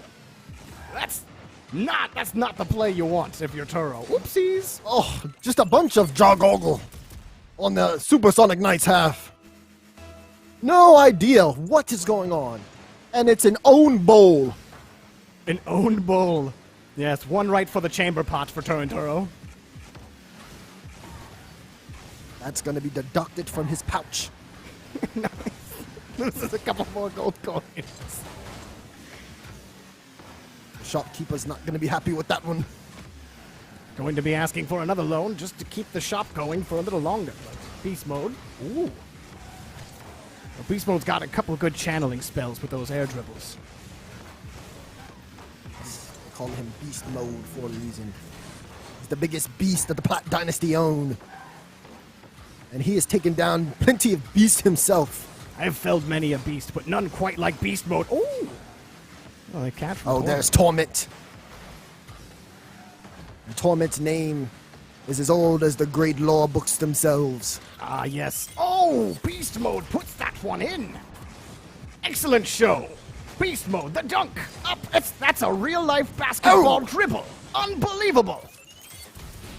He did what the youngins are calling crossed him up and shake it down. Oh.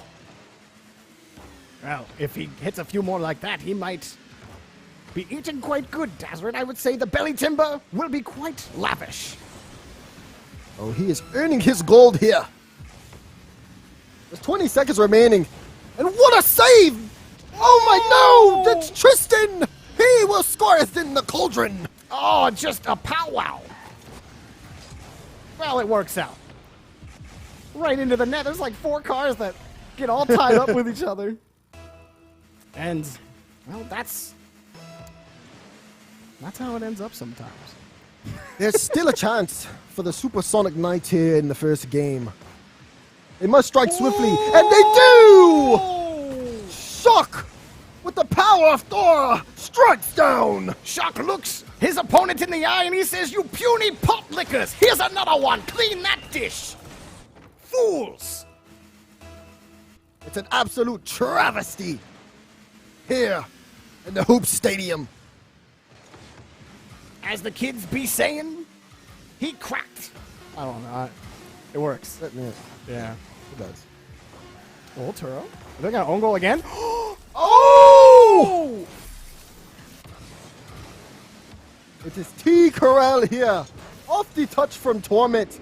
He finds the strike. And that might be the one that does it for Platt Dynasty. They need this one. 3 seconds, though. Plenty of time left. Now off. A race past the stables. Do they get it? Oh, underneath there's the a chance. reset. Oh, he lost it, but the ball's still It's in the still air. up. Bounced off the rim. Oh! Touches the ground. Platt Dynasty threatening the dangerous Supersonic Knights. And the time has run out. The Supersonic Knights tried to make a last-second play, but again, we rang the bells and ended the contest. Now, Platt Dynasty is up 1-0 in the series, and my goodness, Jorby, that was a showing. That was an absolute nash-nab. Dazerin, King Dazerin. The Supersonic Knights, their bucklers were weak, splintered, but the spears of Platt Dynasty, sharpened, can pierce the most elegant armor, my armor. I would be dead, Dazerin, had I faced the wrath of Platt Dynasty during that game. My goodness. The swords of platinum, they strike sharp and true. I am very impressed. But it's not over yet. We have seen the Supersonic Knights battle back from worse causes. Now, as we get ready to get into this second game, Sir Jorbles, how do you feel about this one? Do you think Platt Dynasty will be able to close this out and start things finally going here in the Renaissance Ruckus? Well, I kind of said it earlier. As Shock puts this one in, Turo needs to stop with all of this wiffle waffle in the back. Absolute pot snappery again, and Shock is going to put it in. You can't do this. You can't simply give the grail to the other team. It's unbelievable actions. And Shock, you knew the Supersonic Knights were going to come in and send Platt Dynasty to the stocks if they weren't careful. King Dazerin. And you know you've sent many people to the stocks yourself. Absolutely. In my time ruling over the kingdom, there have been many challengers, and they've all met the same fate. Struck by the blade and sent down into the pit. Now for Queen Miramasa's team, it's looking quite good so far. Uh-oh. Tristan lost himself, and Beast Mode delivers the guillotine right to the opponent again. Bounce off the rim. Perfect read. Oh. That's why he's called Beast Mode. Just like a beast, the instinct to find that angle, to put this one all tied up. Oh my goodness. I've been ruling the kingdom for hundreds of thousands of years. I'm eternal. Hundreds of thousands. I've only known you for 2,000. Absolutely. And I haven't even told you all of the stories yet. We'll have to talk later. Yes. Nice little catch. Bob and weave. We're pulling the horse back around. Oh, it's on the target again! Beast Mode will get the credit! And again! Platt Dynasty, get another for the pouch. Platt Dynasty off the tails of Beast Mode, as he just makes the defense tremble under his power. You understand, when you see Beast Mode, you usually see him in the night. He's striking like a thief. Yes. But now it's in broad daylight, and they're so afraid of him that just his simple presence makes Supersonic Knights make mistakes. We've seen Boar Slayers with only half the gumption of Beast Mode. He's a Dragon Slayer off the rim. No goal just yet. Popped up again. Can they find the goal they've been looking for? Beast Mode twirling, whirling. Now running quickly. Uh-oh. Might be in trouble. Looking for the shot. Oh, bounced off the rim yet again. Platt Dynasty having a little trouble getting out of their own half, but finally getting back down. Torment pushes the ball back, and the Plat Dynasty get to breathe for a little while longer. You can tell that the witches have put some oil on these cauldrons, but it won't stop Tristan. It's a tied-up game. The worst thing to happen on a battlefield is when you run into a warlock and Tristan is casting spells, he's raising the dead, and he's stabbing through the heart of Plat Dynasty. My goodness. Oh, Jorby, that call was amazing. I would knight you myself if I was there. You've already knighted me, King Dazerin. Would that make me Sir Jorby? I think so, it would. All right, let's get that engraved on my chess piece. Thank you. If you get another sir, I think you become a lord. I'm not quite royalty, but I'll take nobility. And so will Supersonic Knights if they can figure it out. This contest has been a battle for sure. As we have Tristan, we're giving a display of the flirling and twirling that he is so known for. Yes, I've met many twirly whirlies on the battlefield, and they are no joke at all. Plat Dynasty hanging on. Don't let that ball bounce off your armor. Get it downfield and strike right through the heart. Pierce with your spear. Oh, look, scooped up and strike down. The buckler too strong for the Supersonic Knights. Oh, and almost another chance there. Plat Dynasty, they're in trouble. Uh-oh.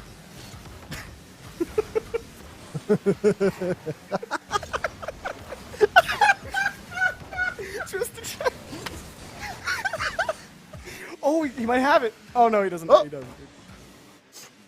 He almost had it, Dazerin. Almost. Oh! So close. A close We're call at a minute. to be sure. A minute 40. Plat Dynasty.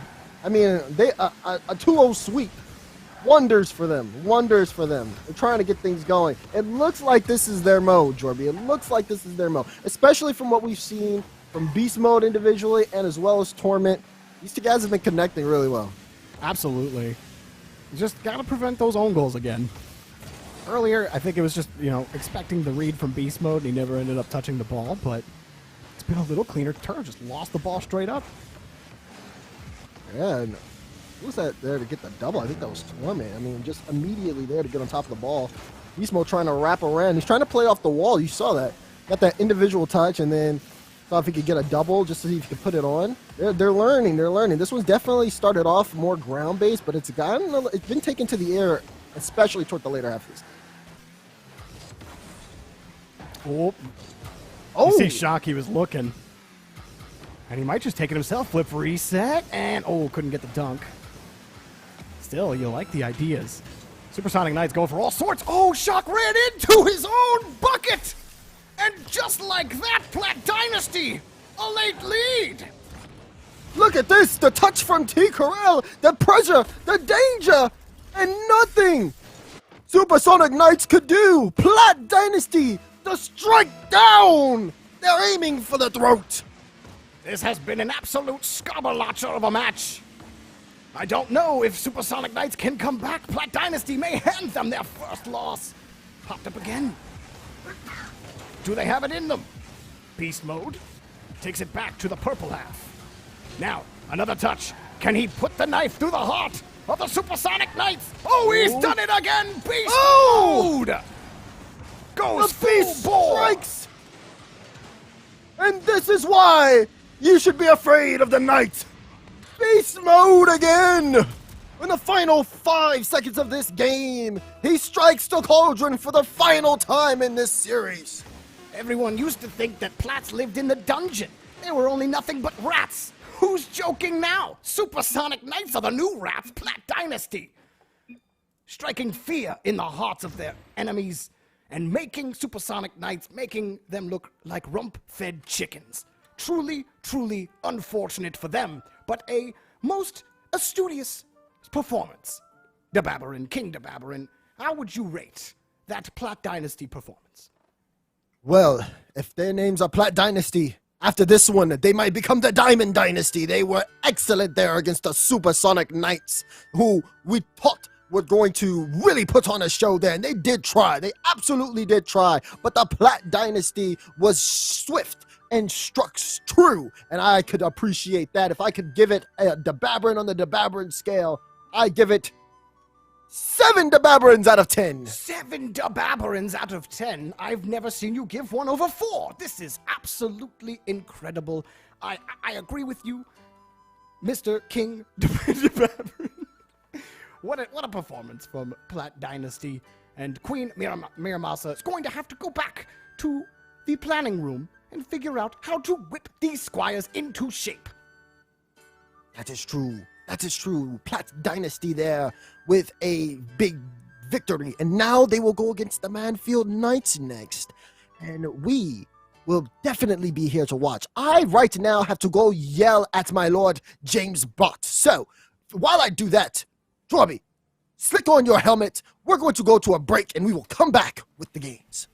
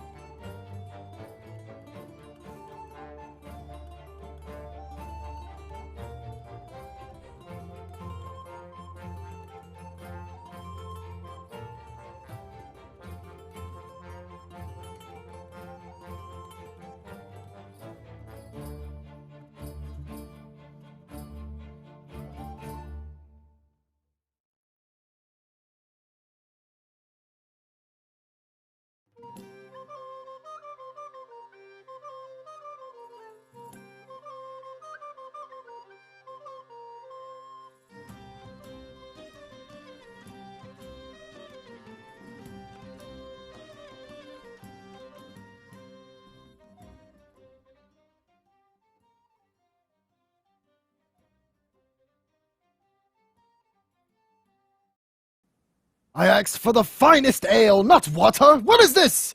Oh, we're back. Welcome back to the Renaissance Ruckus. I am King Dazerin, or Dazerin for short. Join with me is Sir Jorby. Jorby, we are here, and we're getting ready for our next match. Yes, King Dazerin. I can't wait for more action. Plat Dynasty.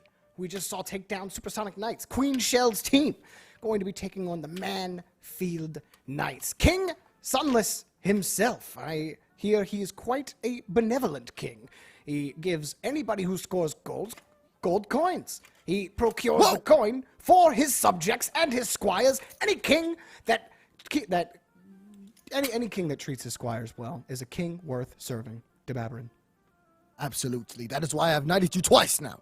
Because I understand treating your subjects with love and also gold. But that being said, they did not have enough gold to earn them the win against Stockton Clan. It seems as though Smellsworth and his scouts are doing an incredible job.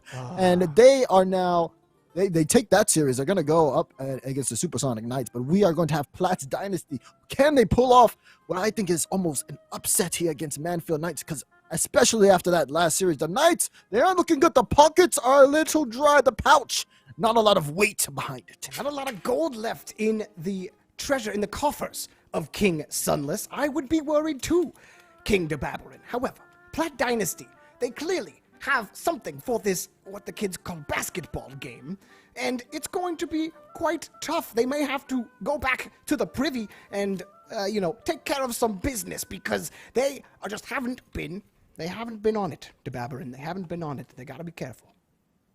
Yes, you absolutely do. Looking at this arena, it's cold and harsh. I mean, I've seen the cold that has been stricken our finest men with frostbite. Thankfully, we have started to equip our knights now with the suit of armor just like yours so that they remain warm and steady in the heat of battle, or the cold of battle, as we have seen. So maybe the Manfield Knights, they can really start to go in the right direction here. But Plat Dynasty, the way we saw Beast Mode on top of the ball, my goodness, it was like watching the finest art in the middle of the square.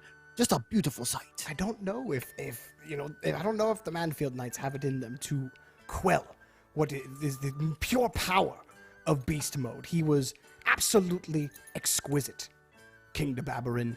And I have to say, I would not be surprised if he is soon one of your subjects with how well he has been playing. Your coffers are quite heavy, unlike some other kings and queens, but, you work with what you have in your land, and everyone knows that the Grail can only go to the greatest. Beast Mode wants to be the greatest.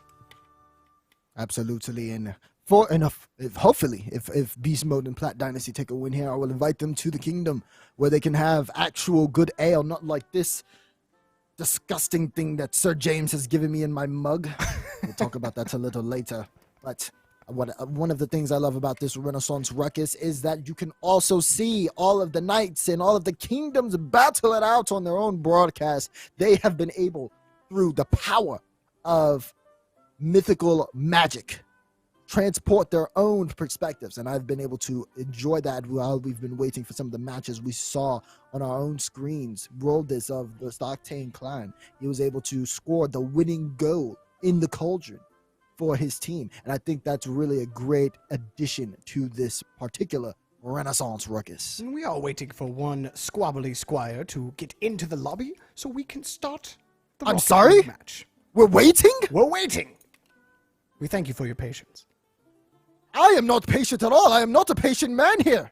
I'm ready to get to the game. You must exercise caution when deliberating with the common folk. They don't quite understand. You have to level with them. I will strike them. No, with you this can't, sword, you can't just strike every commoner. We've talked about this, King Dazerin. You must show leniency.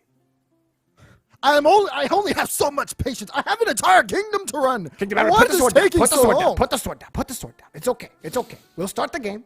We'll start the game. It's okay. I'm putting it down. Deep breaths. Putting it Deep down. breaths. All right. You know, you got a shiny crown. You got a beautiful cloak. And you're in the greatest library in the kingdom. No other kingdom. It is a fine library. Matches the library that you have, right? Everything We is have okay. a lot of books. A lot of books. Your earmuffs look quite phenomenal. Oh, King Dazerin, I just got word from our runner that the match is ready. Platt Dynasty versus Splendid! Manfield. Nice, look at them go. Now, I do have to say... Can we get some huzzahs in the crowd? As we already have a goal. It's Jacob. Huzzah. What was that?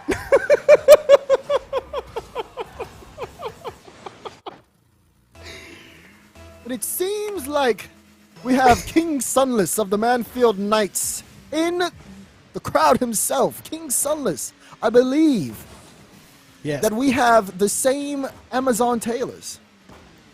A fine addition, a fine selection there. He does have a nice hat, I do have to say. A nice Yes, crown he befitting does. of quite a benevolent king like Oh! King Sunless Khan. Look at T. Corell. But what is this? It's Queen Chell saying that as fine as his outfit is, it also reeks. Oh, well, they're not going to have much nice words to say at the next Noble Ball, that's for sure. Oh yes, the negotiations when all the kingdoms meet may be a little spicy. Sir Jorbles, I will tell you, if you are there, make sure you have your helmet. I hear you, King Dazerin. Do not worry. You know I serve the best, and Beast Mode serves up the rest. Platt Dynasty coming back real quick. You know Queen Shell whips them into shape quickly. Absolutely, she does not want to take an L here, especially after those harsh words given to the Manfield Knights leader Sunless. Platt Dynasty are working, but what is this? Sunless says his peasants are calling for the head of Queen Chell. Oh my goodness, it seems like this hoop smash has so much more on the line. Now, King Dazerin, you see what I told you earlier. You must treat your common folk with respect, otherwise you might be the one with the head on the guillotine. You must be careful. What? Oh, he strikes again! Beast Mode! Can he be stopped? The Dragon Slayer himself! I love this from Beast Mode. As soon as Queen Chell calls out King Sunless, Beast Mode strikes. She says, "You think I fear peasants? I am a queen! I rule the highest of lands!" Honestly, I love it. There's still plenty of time left, though, King Dazerin. You must be careful. That is true. That is true. I also love the Manfield Knights. Me and Sunless have good taste. We have good taste. I have to say, the more I look at Sunless's crown, the more I like him, too. Maybe there's room in his knights for one more. What do you think? Honestly, I am not a selfish king. I think that's absolutely fine. Oh my goodness! Torment! Torment's here to play. Look at this. Easy shots. Oh, that was so pretty. That was lovely. That was so pretty. Are there any gold coin emotes? I wish to pay him myself. You can make it rain gold coins, King Dazerin. Anything is possible. Especially Manfield Knights coming back in this game, but King Sunless, while he may be benevolent and he may be a nice king, he is not fond of losing. And right now, he's losing big. He's trying to change the rule set. He's trying to do a hand-to-hand combat against Queen Chell. I do not believe that was in the rules of the Renaissance Ruckus. King Dazerin, I believe the proper nomenclature is fisticuffs. Oh. Yes, they about to fisticuffs between Queen Shell and King Sunless. I don't know. I don't know who will sanction such a match. However, I am always down for a great round of fisticuffs. A duel. Fisticuffs, so barbaric. Fisticuffs. Queen Chell says, "You dare challenge me?" As her team, they're looking to strike. They have this one in there. And the Manfield Knights have looking to strike at the cauldron. It's been back and forth. Ajax couldn't quite get the read. But Jacob, the Cobb trying to find his way through. He might, but look at the excellent defense. They squandered the opportunity, Manfield Knights, but Platt Dynasty defense. And it does again. T. Corell, a beautiful ballerina. Wait, did we have ballerinas back then? I don't think so. Maybe the term was used differently. A dancer. Perhaps. A twirly whirler.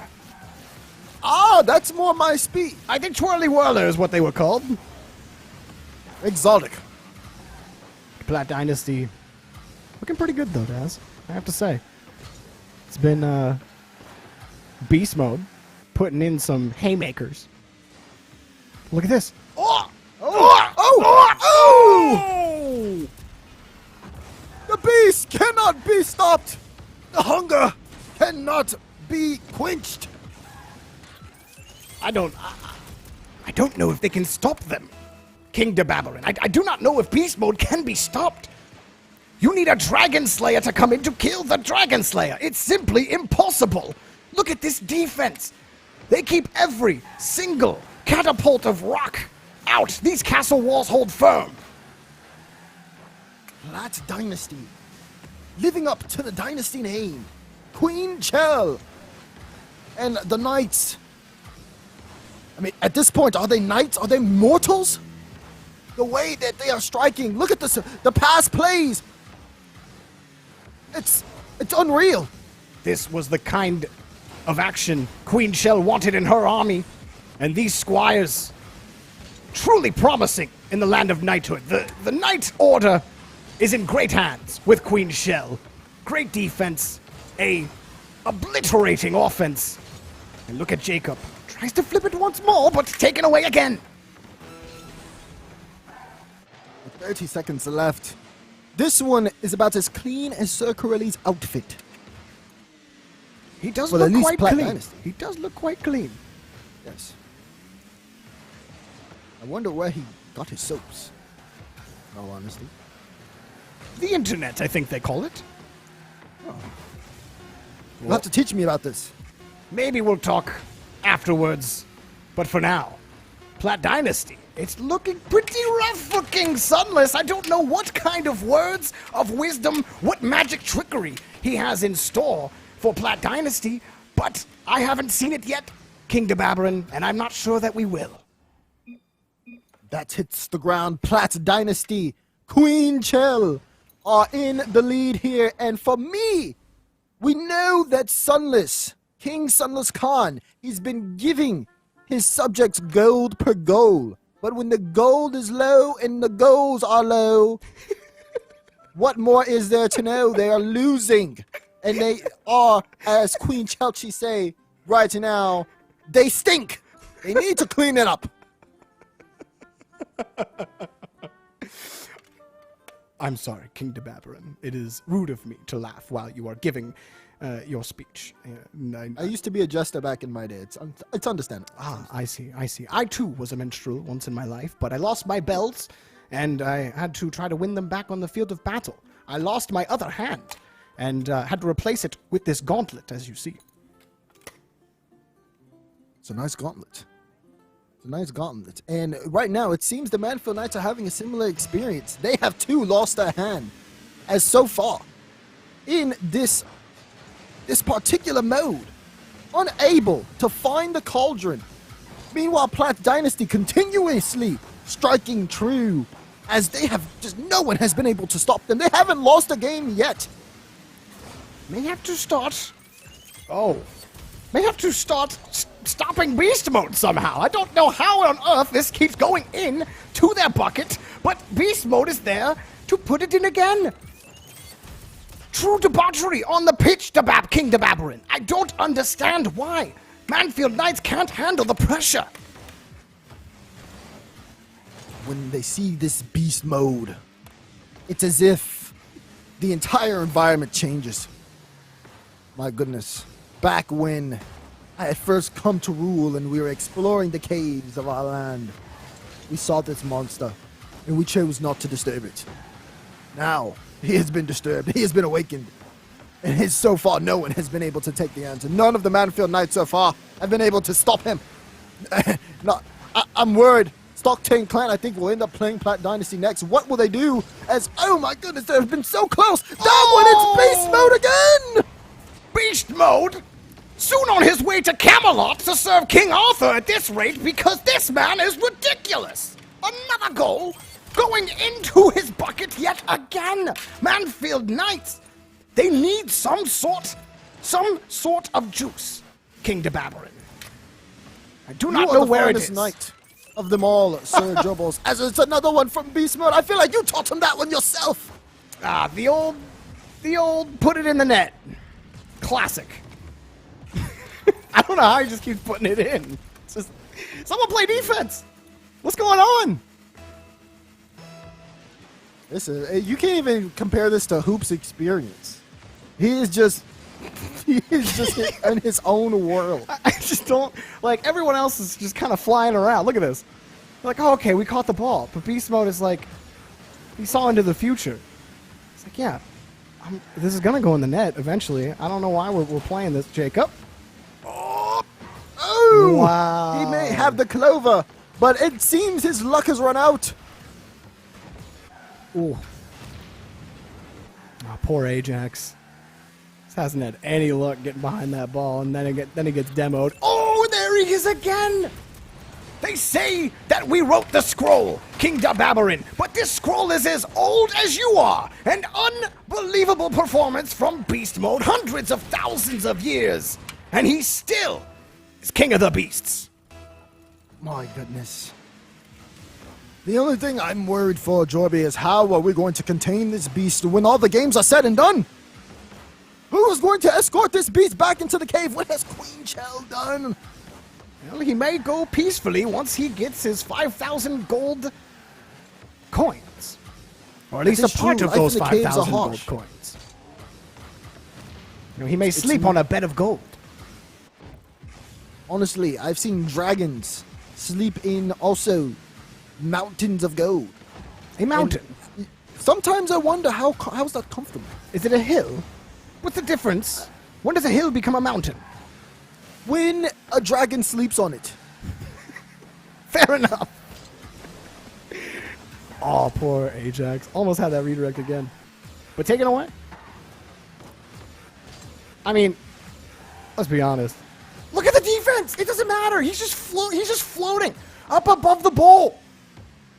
Oh, it bounced off the rim. It doesn't even matter. They're playing with house money.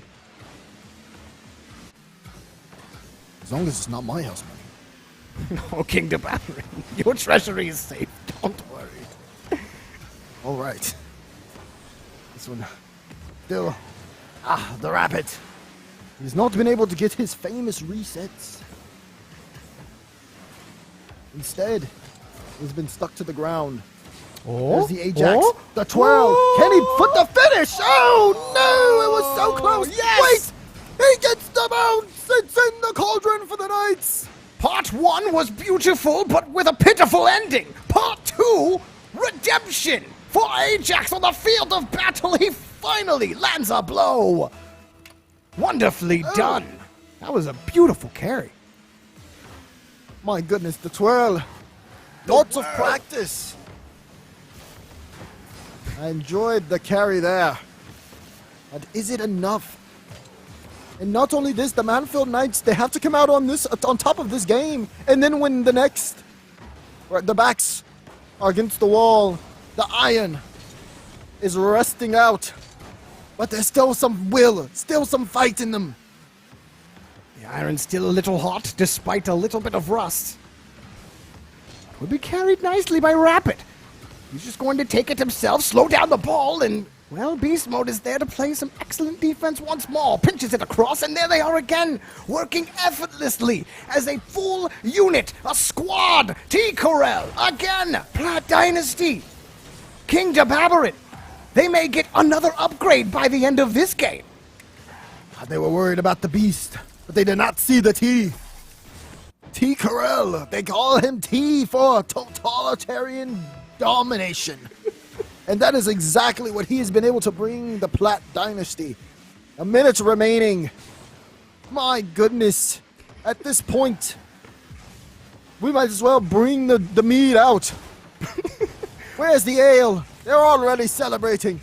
I can't wait for your finest, King Dazerin. The Plat Dynasty have earned it well. Queen Shell, I hear she has quite the finest of the ale in the kingdom, but still taking downfield. prefer wine. She what? She may prefer wine. I'm not sure. We might need to check on that. Ale, wine, whatever you prefer. They have them in the store. Ooh. Ooh. As they say in the casting realm, King Dazerin, do they have a shot? Well, they always like to say that there's always a chance. But they're down by 3 with 22 seconds left. We need to see a goal and then another goal in these kickoffs. As they sent the entire house there for the kickoff. Came out unsuccessful. Yes, the offense.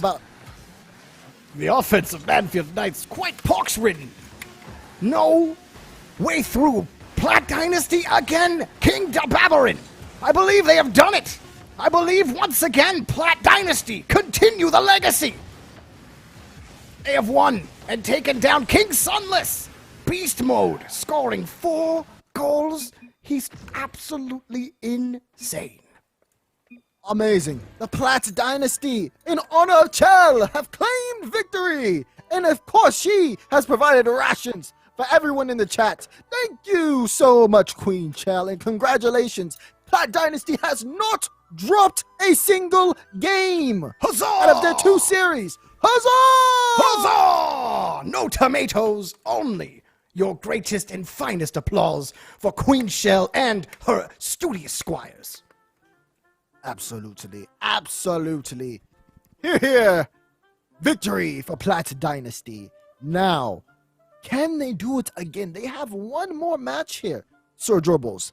And the way this team is looking, they seem unstoppable.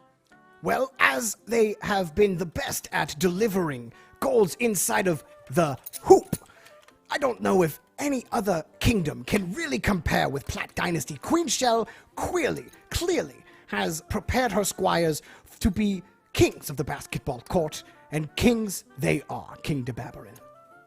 They are. And they will take on the infamous Stocktane clan run by Smellsworth. Now, see, there's something to be said here.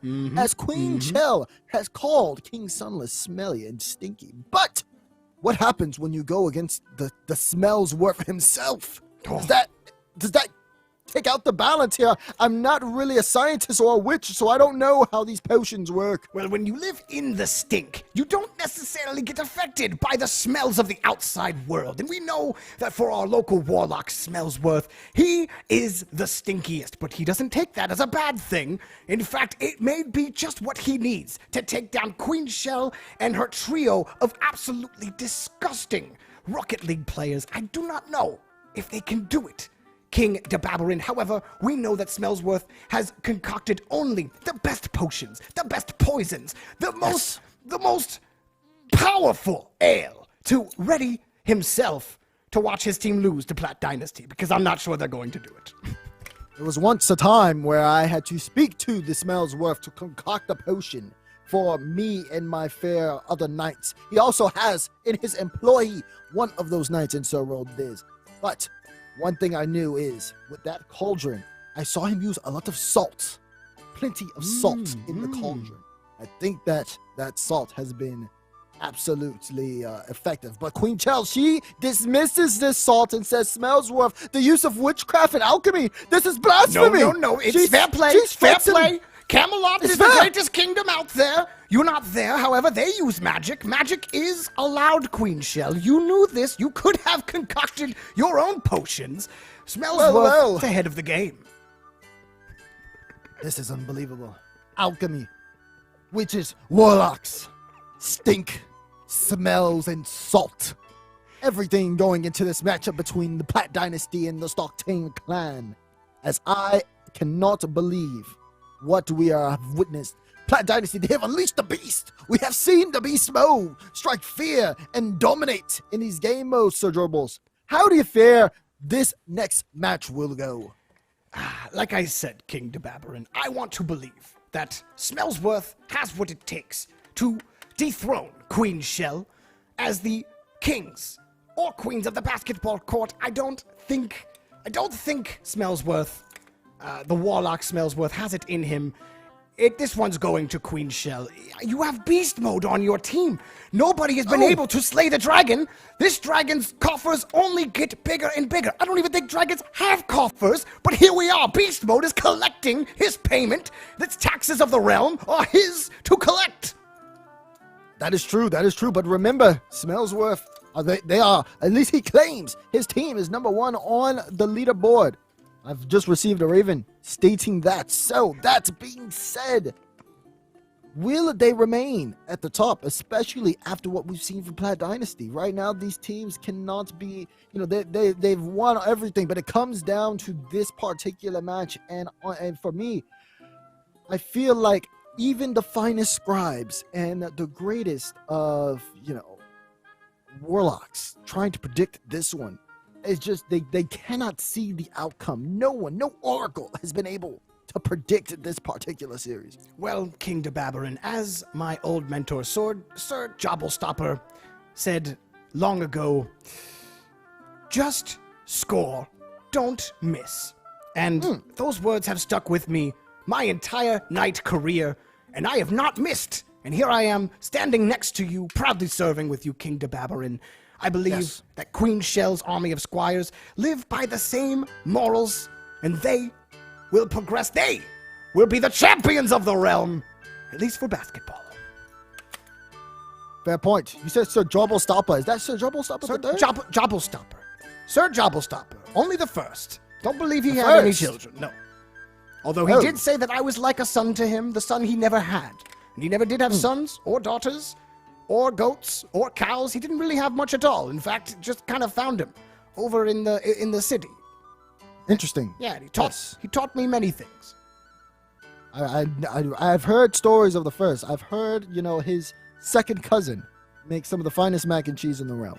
That is definitely been something that I've wanted to try myself, but haven't had the time. That being said, there's an imposter among us with Sir Jobblestopper III, and I must have to send my hidden to go find and execute this imposter. We cannot have that. No way, no how. But one thing I do know here is that even though you speak very highly of Queen Shell, do not forget Smellsworth, his knight, his clan. They also have a very famous knight, Sir Roldiz. Again, I have to tout him up on a high scale. He's been an ally of mine over the past 6 months or so. He's honestly helped us out tremendously. And, for me, him and the Jester teammates, we make quite a deal. I will say so myself. But enough talk! These two will display their work on the battlefield. Now, how has good old Smellsworth prepared his unit for the day? Lion Blaze is kind of disgusting. He might be the antidote that Stocktane clan need to take down beast mode. But I do not know. That defense from Plat Dynasty really worries me, King Dazerin. With how they looked in the last one, it wasn't as if King Sunless's squad had, they had chances, beautiful chances, but Torment and Corelli, I mean, they're just phenomenal. Oh boy. We have seen the beast mode. No one has been able to stop it. This one is going to be an entire roster. Everyone has to be on point between these two fair kingdoms. Plat Dynasty haven't been able to get going so far. Ooh. Taken away for now. Well, this must be careful. There's never been in these waters before. The beast lurks, but the lion strikes as well with the assist. Roldiz, he strikes for Stocktane clan. King Dazerin, you were talking about Roldiz in the pregame, and I have to say, exquisite work from Roldiz early on. I see what you see in him clearly. Quality player, quality squire. You talk to the potion seller, and the potion that usually no mortal can survive. He has been on top of Lion Blaze now. He roars with the goal. It looks like Smellsworth brought his strongest potions, and Lion Blaze is there again to put fear into the heart of Plat Dynasty. At what defense? The castle walls were tall, and they could not be crumbled. But now, Smellsworth, he brought the trebuchets. and he's launching everything he's got at the walls, and they're starting to show weakness. Trebuchet. Last battle I was in with a trebuchet, I described it as OP. Hate when they bring those out on me. I never want to see the deadly OP. Oh! T-Corel comes from the heavens, puts them in their place. What a touch! What a goal! And with a little bounce of the cauldron, it rose right in. Stock Tank Clan can oil the cauldron as much as they want, but it will not strike the T-Corel. As Platt Dynasty bring this within one. And they're gonna need a little bit more magic. They may need to take another visit to the potion cellar. You've also spoken to this potion cellar. Yes. I needed potions in order to take down the great beast that I've felled throughout time. But as Queen Shell says in chat, she dare not bargain with magic users. As Smellsworth continues to taunt her, Roldiz owns this game mode. The jabbery between Queen Shell and Warlock Smellsworth is truly fascinating, King Dazerin. Absolutely. This one another close chance there. And we need to see Lion Blaze again. He's on top of the ball. You can see Torment. He's waiting over there in the side. It's a tough one. It's a toughie. You see, he just can't get around it. There it is. Torment strikes. It's a tied contest here, Jorby. You knew. Platt Dynasty weren't going to stay out for too long. And look at Torment, a master of the wall, the owner of the cauldron. That's his cauldron, King Dazerin. And Stock Tank Clan just hadn't realized it yet. Well, the fool is you fop doodle. Now you've learned your lesson. Wow. This could be the biggest contest we've seen so far. It's been neck and neck. And judging by the looks of it, I've lost staff due to heartache on this contest. So I will also be recruiting. That being said, they're recruiting for another goal, but they won't be able to get one. It's been close.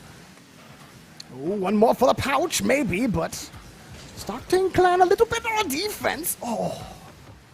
I have to say, King Dazerin, Platt Dynasty just seem to find their stride on these reads, especially off the ceiling.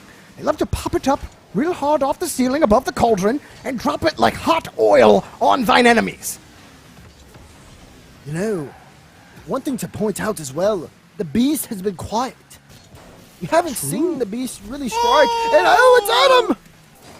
Adam with this one. Oh my goodness, he was a late addition. He came in at the last second, stunned everyone as he is now, all the way across and into the cauldron. A perfect angle, and as someone out in the Peanut Nuggets said, potions are indeed the new meta. Smellsworth's potions are working quite to effect, King Dazerin.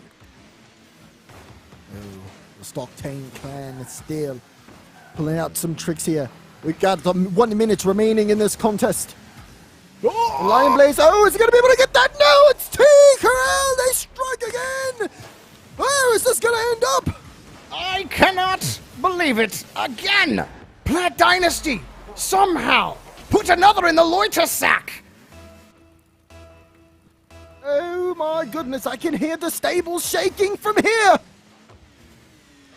This is cataclysmic. Ooh! Just missed the angle. Put it off again. Now off the wall. Roldiz. If this is his game mode, where is his goal? I haven't seen it. And it's popped off by T-Corel. It might be his game mode instead.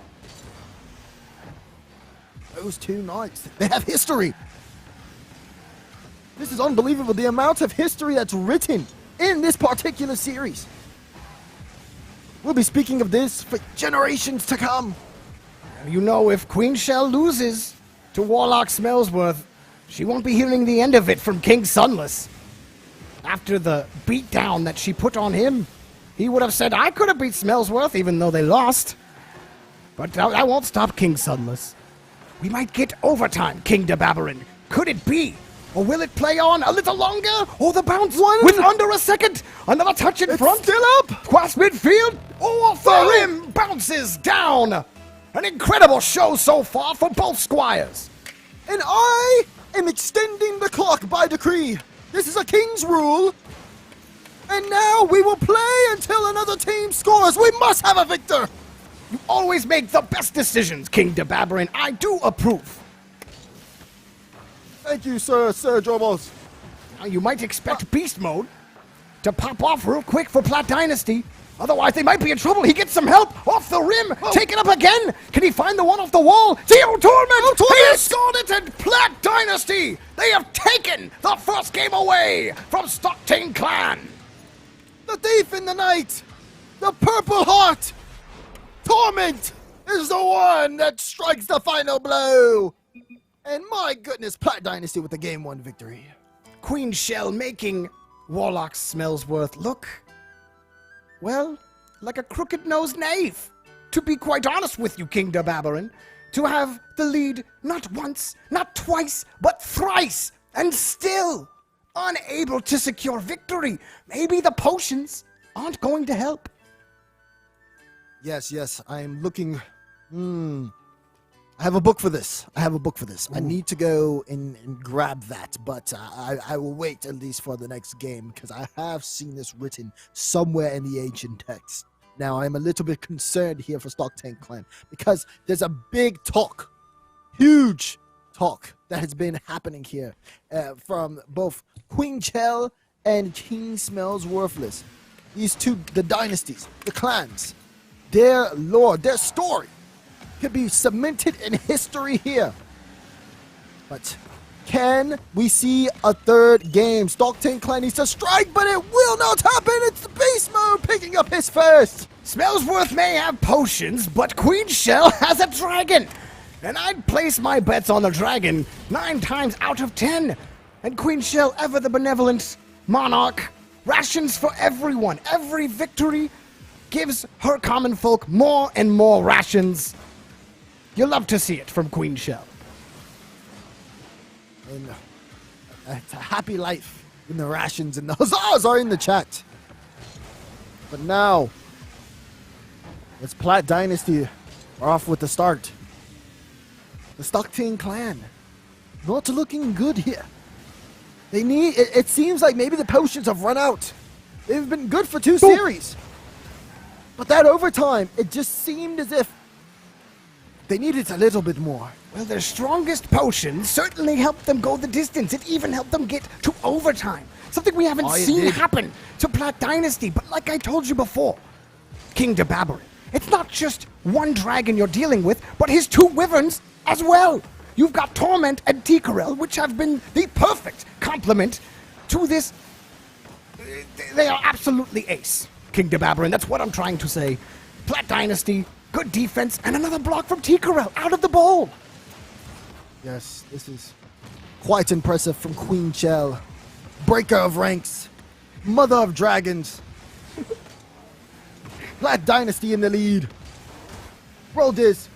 Will that shot be the one? No, they needed an extra touch. So far, it's been a close contest here with only a goal separating, but still the Plat Dynasty hold. What wizardry can Smellsworth imbue his squires with? We've seen a couple of spells that have helped enhance their abilities, but the potions, they haven't worked. He might have to cast a few more spells to help them out. Right now, diving and double commits don't mean too much in hoops, but you don't like to see it with how good the defense has been. Look at beast mode. Off to the air, like a dragon, into the net. Beast mode again! Queen Shell has picked her squires well. And for Stockton Clan, they've awakened the beast. And you know what happens when the beast is awakened. We've seen it in the past 2 series. We're seeing it now. Plat Dynasty up by 2 as the beast strikes. At the beginning of the Renaissance Ruckus, they laughed. They mocked Queen Shell's army. They mocked Plat Dynasty. They said there's no way that they can contend on the field of battle. Absolutely not. Stockton Clan will wipe them with 1 good cavalry charge. But they did not know the dragon that lied in wait. And Queen Shell, well, Stockton Clan have gotten 1 back. I still am not confident, King Dazerin, that they will return with a tie game. We see Lionheart Blaze on top of the ball. As he is just immediately taking out the beast. Struck him from behind. My goodness, Lionheart. He'll need to recover. Hopefully the potions work quickly. It seems like it. Stockton Clan back in. Looking for another chance. But that one's a little off. They have this one in the right area. But the control is something they've been lacking. They were starting to find their stride. But just like a pack of horses, you have to give a little spacing. Otherwise, you'll end up trampling all over each other. And then you'll have no horses. Look at this, Roll Diz. Oh, you know, if this was Roll Diz's game mode, he would have hit that. Oh no. Oh dear. Well, Diz. He's not had the best series. It's looking as if he needs another potion, but no, Adam, he steps up and it equalizes for the Stockton Clan. Adam! Against Smellsworth. More magicry. Look at him fly off the ceiling like an angel of death. Swinging down and smiting thine enemies. Adam again. A tie game for Stockton Clan. The magic. It's working. It's working, Dazerin. Lionheart. The Blaze. They have the lead. By sheer magic.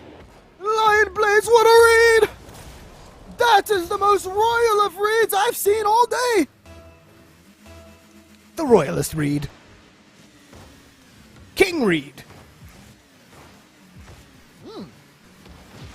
Yeah, you like that?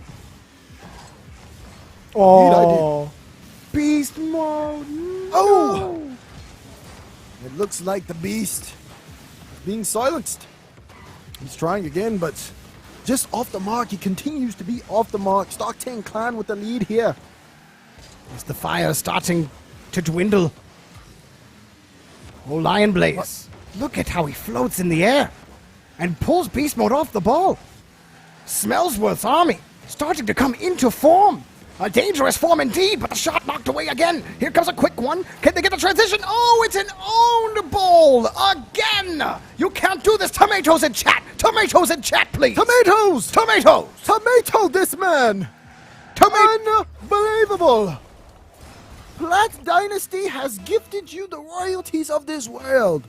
And we see an own bowl for you in one of the most important series of the Renaissance Ruckus. No, sir. Tomatoes all day.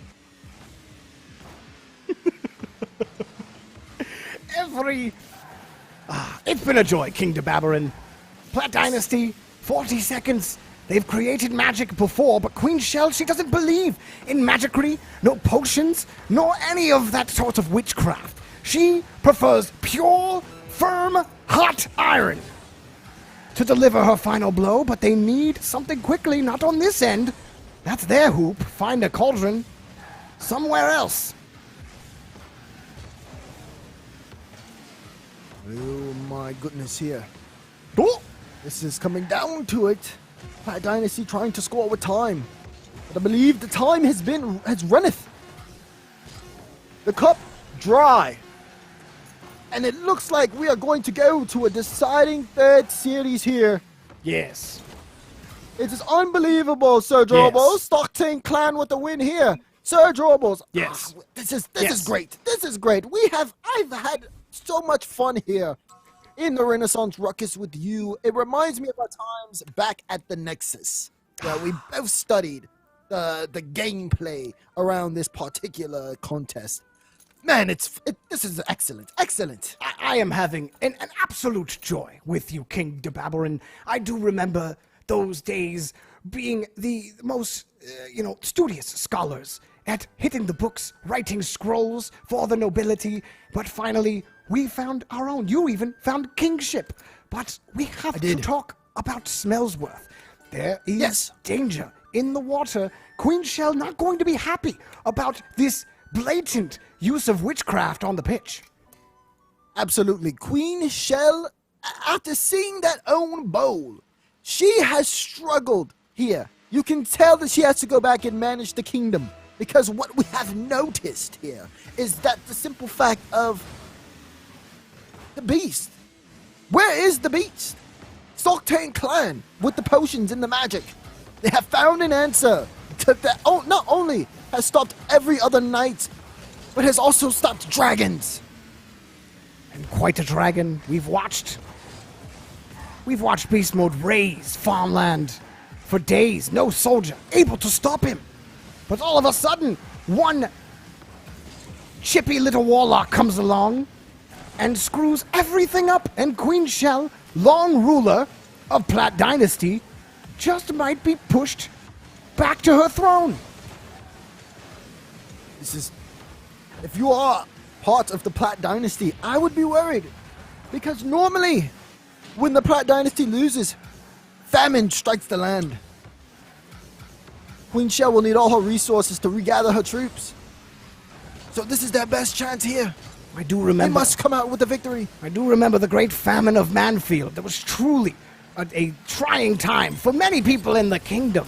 But Beast Mode, he finally finds the cauldron, pours the oil in, and could this be the beginning of the end? This definitely strikes the fire. Rat Dynasty, with the first lead in this big deciding game. If they want to play more, I will tell you right now, it won't happen. But then look at the lion. He strikes again. Ooh, right off the kickoff again. And a miss. Leaves two beautiful touches from Lionheart. Well done. Do they understand? Well done. Do they understand that Lion Blaze has taken a potion that gives him 10 plus accuracy off kickoff? Oh, I heard they would nerf that potion, but they never did. Oh no. I do wonder. They were too busy nerfing the hitboxes. As they say, the meta seems to be more and more going in the line of potions. Oh, the bounces! If T. Corel had a potion, that would have been in the cauldron. Oh goodness. Another one. That one off as well. And we're still continuing on here.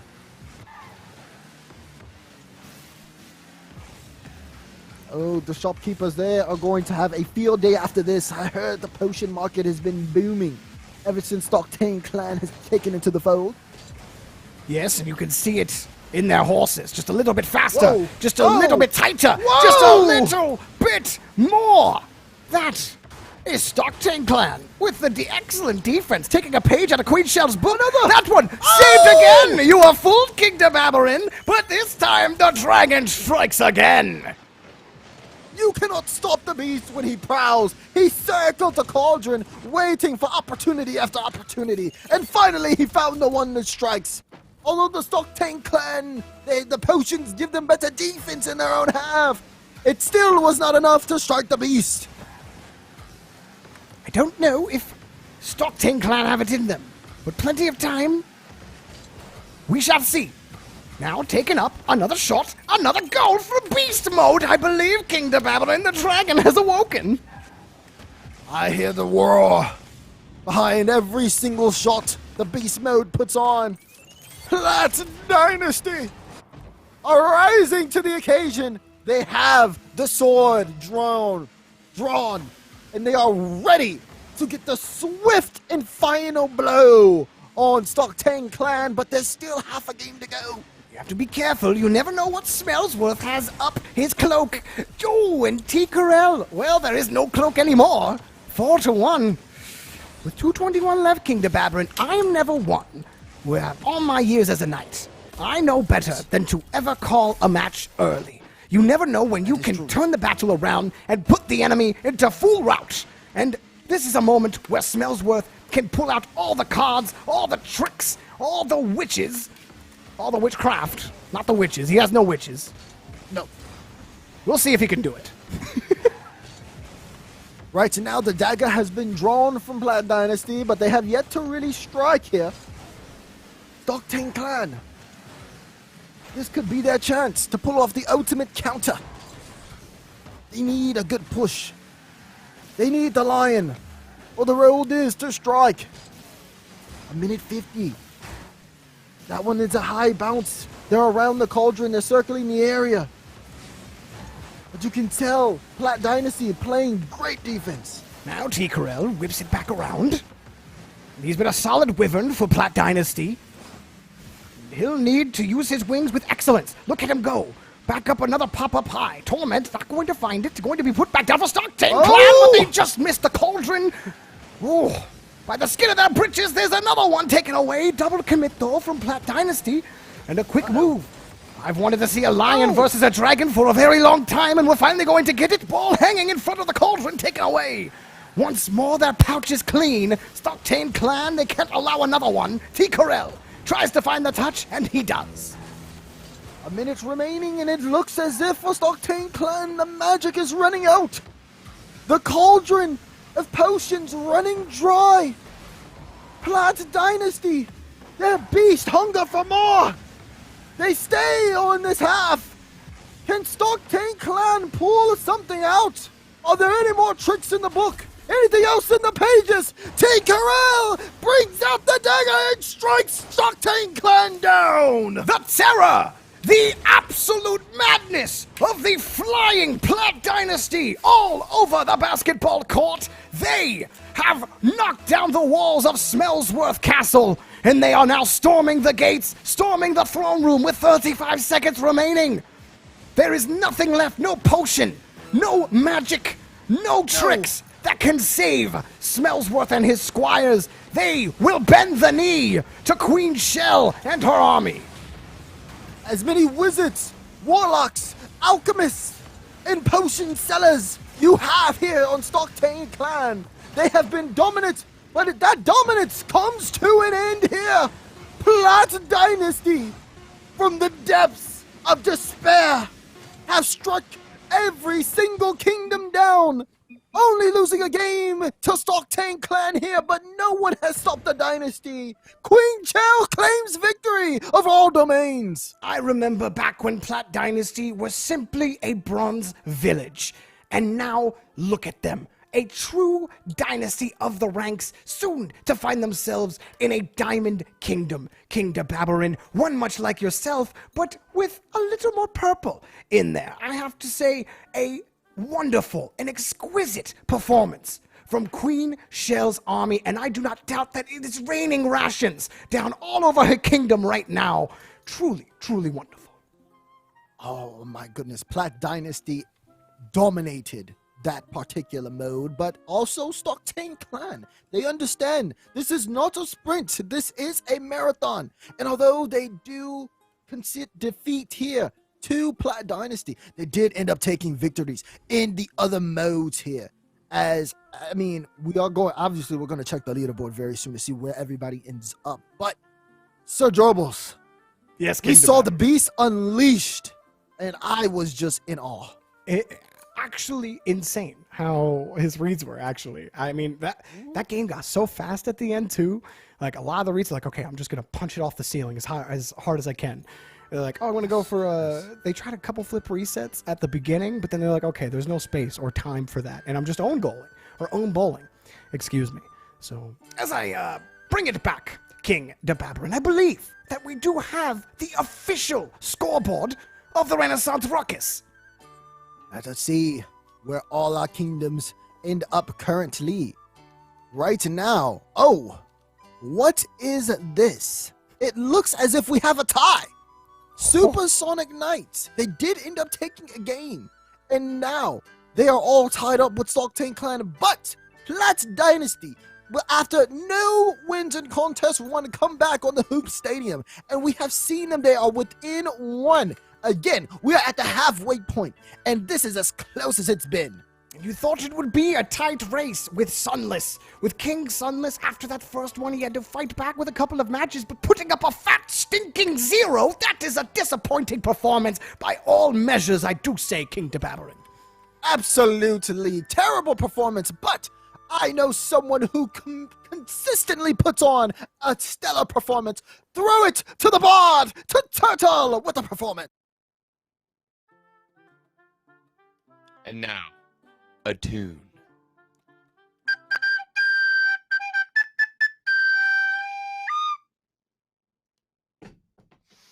PSD Underwear, our proud sponsor, who care. It is with great honor they hath even sent me a pair.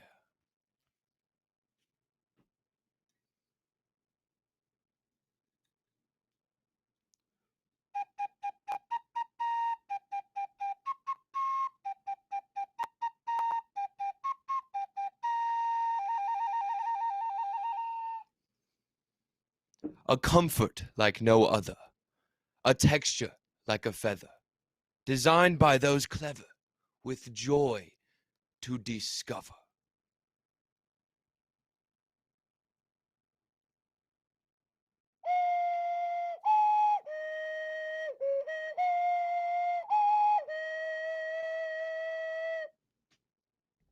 From pop culture to clean design structure, these garments will induce valor and leave legacies of high stature.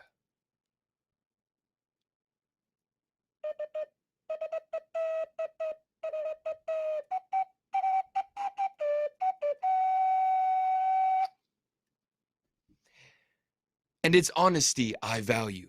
From 1 to 10, they score 22. And if you're just now finding out, you're overdue. But alas, there is still time to reverse your wrongdoings. Head over to PSD and get to your choosing. And now, since this tune has ended, we send it back to Jorby and to Dazerin for your viewing.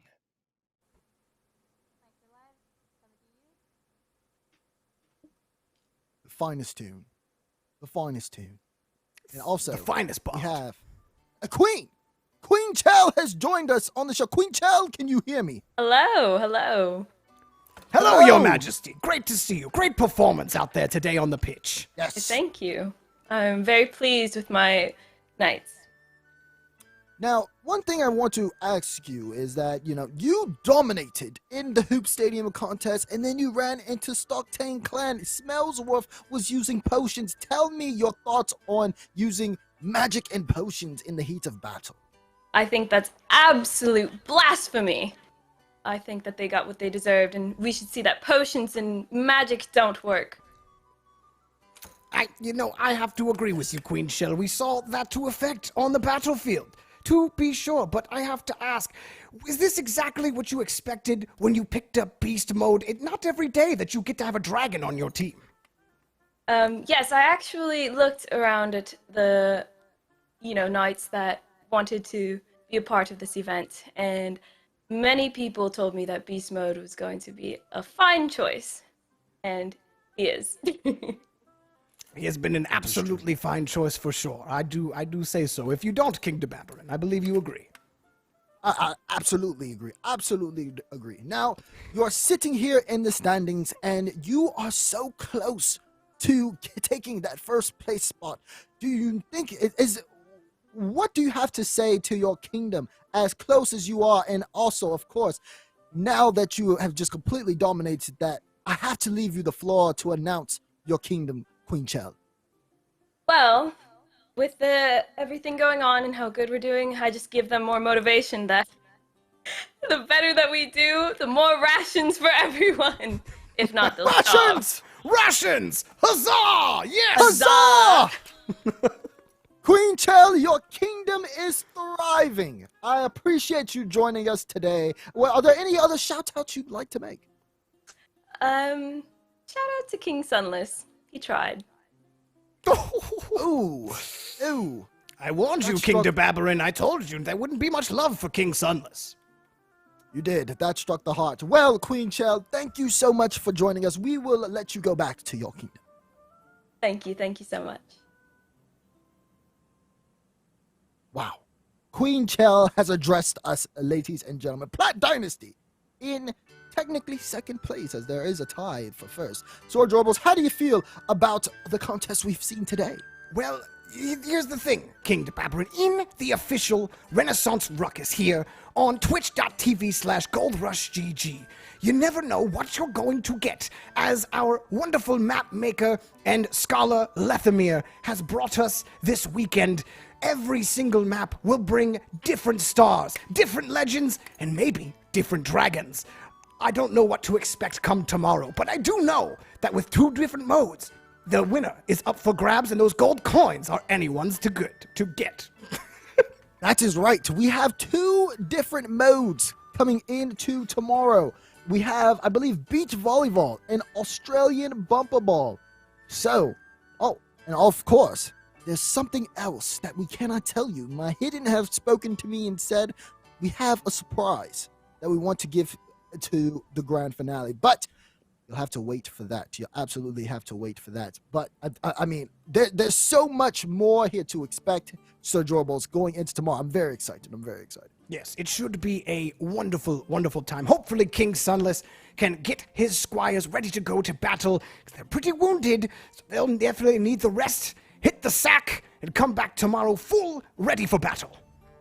Yes, and everyone, thank you so much for joining us here in the Renaissance Ruckus. If you've been with us in chat, I knight you. Thank you again, and we appreciate everyone here joining us today.